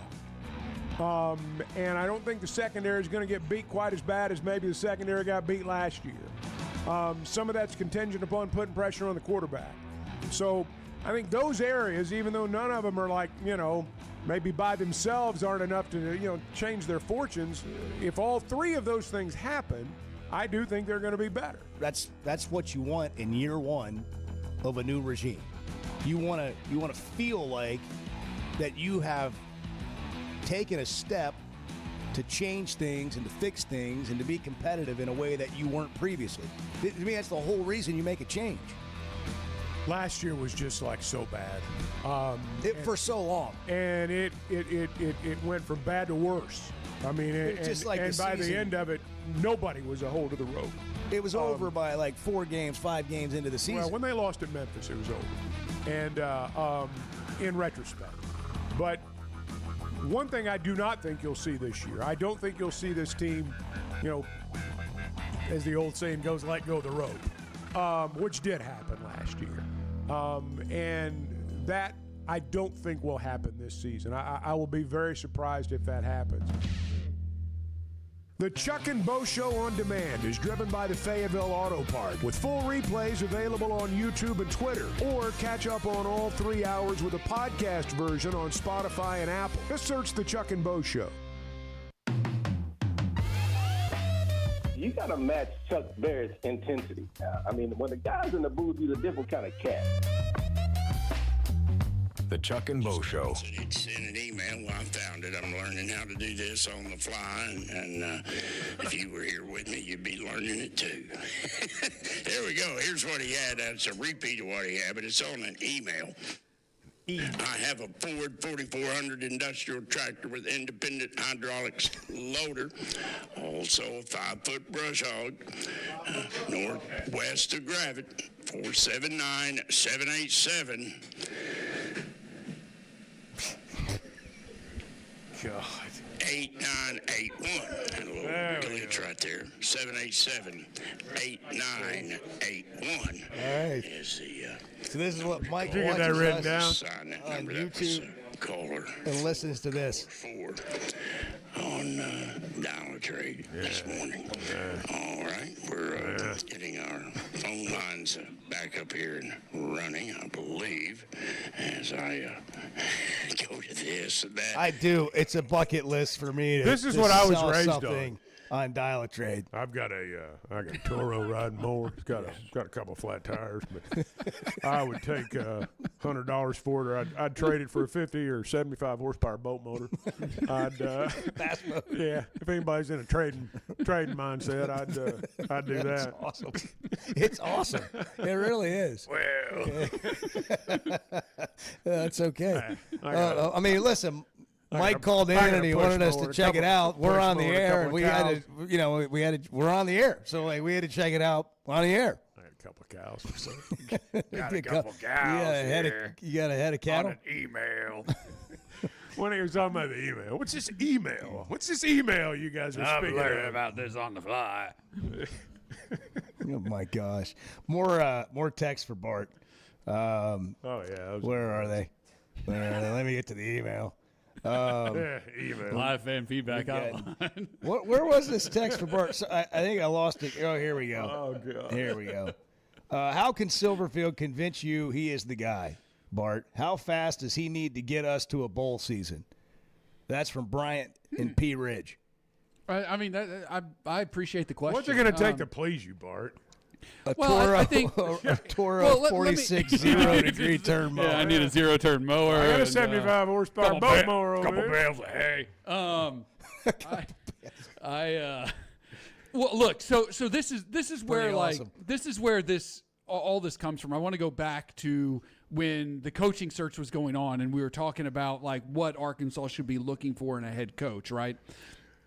My biggest thing, my number one piece of criteria for a coach was somebody who has SEC experience, somebody who has been in the SEC, coached in the SEC, been a coordinator or an assistant or whatever in the SEC, because history shows that at the schools that haven't won SEC titles, if you hire a head coach who doesn't have prior experience in this league, it does not work out.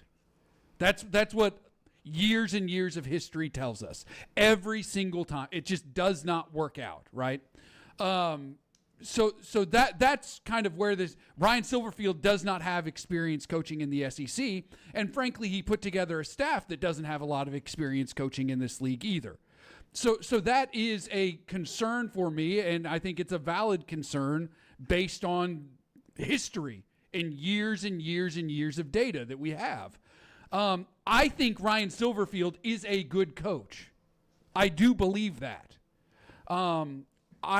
My hope is that he gets off to kind of a fast start. I'm talking seeing some success within the first, couple of years, and that catapults things forward. Look, we're in a new era of college football with all, payers getting paid and spending other people's money and all that stuff. All that's going on. So things are a little different now, and I do believe that if he's able to get off to a quick start, have some success this year, maybe pull a couple upsets, get people fired up, take a jump in year 2, and really set things on a course, he's going to get a lot of buy-in, and he's going to have the ability to have a lot of success here where other guys in his position previously would not have been able to have that success. That's all very fascinating. Yeah. I would just tell you, I think that idea of the SEC and experience in the SEC is antiquated.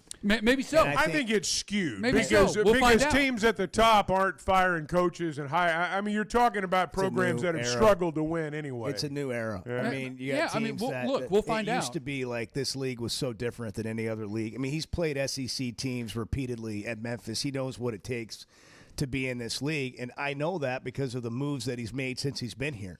Things that you're talking about, like not having experience in the SEC, you miss on not understanding you got to have a great defensive line. You got to have a lot of depth in your defensive line. He's nailed that. Understanding you got to be great on both sides of the ball up front. He's nailed that, understood that, gotten depth right out of the gate where other coaches, it's taken them a couple of years to figure that out. I also know that he studies everything all the way down to the light bulbs and paint in the building. Like, he's got the picture. Sometimes we use that SEC argument or that historical take, and you find guys, well, they were a GA here, or they were an assistant coach for a year in the SEC, and so therefore they have SEC experience. But, running the program and understanding the talent level you need to have, if you get those two pictures and you've run a Memphis isn't some it's not a rinky-dink operation by any means. I mean, you're right in the middle of SEC country in Memphis. I mean, you understand, in recruiting battles and all that stuff. One other point about Silverfield is the amount of players that have come here to play for him or stayed had a previous relationship with him because he recruited them at Memphis, but couldn't get him because he was at Memphis, which tells you he knew who he was going after and wanted, but couldn't land them all because other bigger programs were getting him. Well, now he's here, and they're like, yeah, I want to play for that guy. I think we just haven't known enough about him, and the more we learn, the more you think this guy's a pretty good fit. It's just my opinion for what we've got at Arkansas. We're brought to you in part by Blakeman's Fine Jewelry. They've been helping Arkansas families since 1987, and they can help you. It's more than jewelry. It's about your story. It's about the experience. It's about knowing you got it right. And they want to help make sure that happens. They're not just trying to sell you something. They want it to be what you want and what's meaningful to you. And you'll walk out with that purple bag, and you'll have the confidence of knowing you got it right. Blakeman's, every day's a diamond day. It's 8:48. Good morning. Derek, you're on the Chuck and Bo Show. Good morning. How about them hogs, gentlemen? The Chuck and Bo Show. Hey, it's Bo, and I had no idea how little I knew about insurance until my man James Boyette of State Farm started telling me. For over a decade, he's been delivering real value, not just the lowest price. That means helping customers find the right coverage for their life with personalized plans that evolve as life changes. Serving all of Arkansas and Missouri. If you're looking for a true insurance partner, auto, home, life, whatever you need, go to JamesBoyett.com.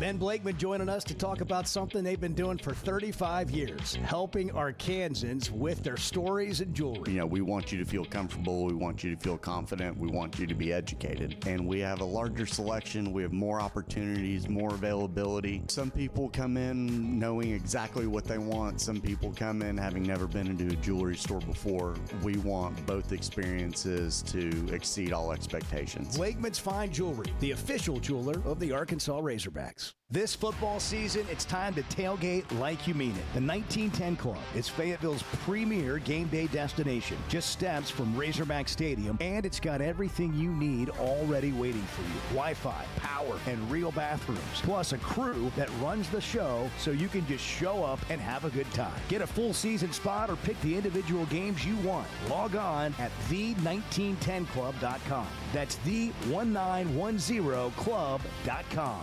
Getting the job done means tough and reliable equipment, and that's what WT Equipment is known for. A locally family-owned dealership with 4 locations across Arkansas, and always ready to help you get the job done. WT Equipment carries the brands you trust, like the legendary Bobcat and more, and they're offering aggressive pricing on skid steers and mini excavators.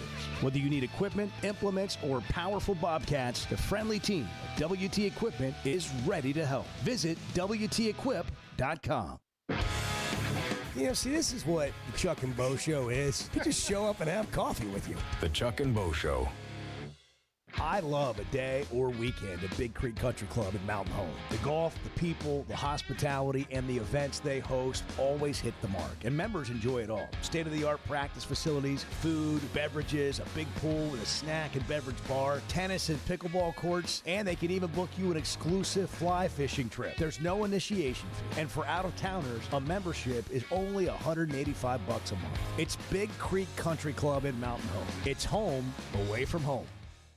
Ben Blakeman joining us to talk about something they've been doing for 35 years, helping Arkansans with their stories and jewelry. You know, we want you to feel comfortable. We want you to feel confident. We want you to be educated. And we have a larger selection. We have more opportunities, more availability. Some people come in knowing exactly what they want. Some people come in having never been into a jewelry store before. We want both experiences to exceed all expectations. Blakeman's Fine Jewelry, the official jeweler of the Arkansas Razorbacks. The 1910 Club is taking tailgating to another level. It's on Oliver Street, just steps from Razorback Stadium. And every spot comes with Wi-Fi, power hookups, real bathrooms, and a club crew handling all the details so you don't have to. And if you're not ready for a full season, single game spots are available for nearly every home game. Pick your exact spot on the interactive map at the1910club.com. That's the1910club.com. Get in the club and tailgate like you mean it.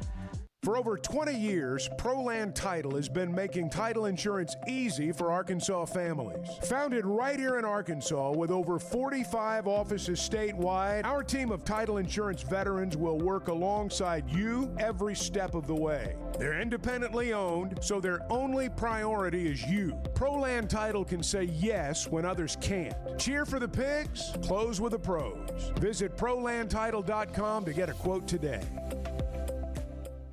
Hey, thanks for tuning in this morning. Hang out with Bo and me every weekday morning from 6 to 9 live on YouTube or Twitter, or catch up with the podcast version of the show available on Spotify and Apple. 4:45 in the morning. You know what you're going to do? You're going to hit the snooze button for losers. A snooze button saying, I'm not ready for what today has in store for me. So guess what? We're going to sit there and say, yeah, that alarm goes off. I'm hitting the damn ground saying, hell yeah. The Chuck and Bo Show. We're in the Warfield Distillery Studios, now Arkansas-owned. Whiskey from the Idaho Highlands. Idaho's most awarded distillery, distilled at 5,840 feet. Log on to drinkwarfield.com and find it near you. Drinkwarfield.com. A lineup that includes American single malt whiskey, vodka, gin, and barrel-aged gin. We go to the Gasano's Pizza Hotline. Jim's in Mountain Home. Jim, good morning. Good morning, guys. Hey, you know, you talk about a quick start. Besides the points, what would make you real confident of coming out of a North Alabama game? You know, is it time of possession? Is it flashiness? What would you be looking for to say, yes, I can see the progress? I just want to see how they line up and play in that first game. You know, there's not a lot you can take from a game like that. I mean, they played that game against UP Pine Bluff, UA Pine Bluff, and what they have like a perfect possessions. Yeah. And we thought, well, that's got to mean something, and it didn't mean a whole lot. I think it's more about how this team just lines up and plays the first game. The second game against Utah, you're going to find some stuff out. That is a game that they're going to be a double-digit underdog in, playing a tough game on the road, face a lot of adversity, and then they're going to turn around and play Georgia. So the second and third weeks of the season, we're going to feel like we know some stuff, but that also could be a little misleading. How do they level out? How do they look moving forward? To me, it's game to game, but it's really about how the season comes together in terms of the way they play. That's my take. Well, when he's talking about coming out of the first game, you know, what would make you feel good coming out of the first game? Minimal penalties, you know, for me, and no turnovers. Getting lined up right. When it's 3rd and 3, converting. Look at your third down conversions at the end of the game. Look at the third down conversions on the other side at the end of the game. Who had 3rd and what? You know, you have 3rd and short. You have 3rd and 8. You know, what was the average there? But for me, coming out of that first game, minimal penalties. Don't beat yourself. Go back to what Otis said earlier. What to Watch is brought to you by Macadoodles, just north of the state line, just north of Bella Vista, and Guess Who in Bentonville. Customer service that's beyond your expectations, competitive pricing, and a selection that's unrivaled. Stop by Macadoodles or Guess Who in Bentonville, and you'll find out exactly what I'm talking about. What are we watching on television tonight? Real live tackle football is on TV tonight. Wow. It's preseason, but whatever. Packers, Steelers, 6 o'clock on NFL Network. Cardinals, Raiders, 7 on ESPN Unlimited. Tennessee and San Francisco, Titans, Niners at 8 on the network, NFL Network. Chuck, it's National Filet Mignon Day and National Prosecco Day. This is my day. Yeah. This is my day. Absolutely. A little Prosecco. Nice filet. Maybe go to Blakeman's, do a little shopping with a Prosecco, then go to Roast Chris and have a filet. I don't know. Just a thought. Good vision enhances every part of your life, and that is why I go to McDonald Eye Associates. They have great doctors and staff that meets all your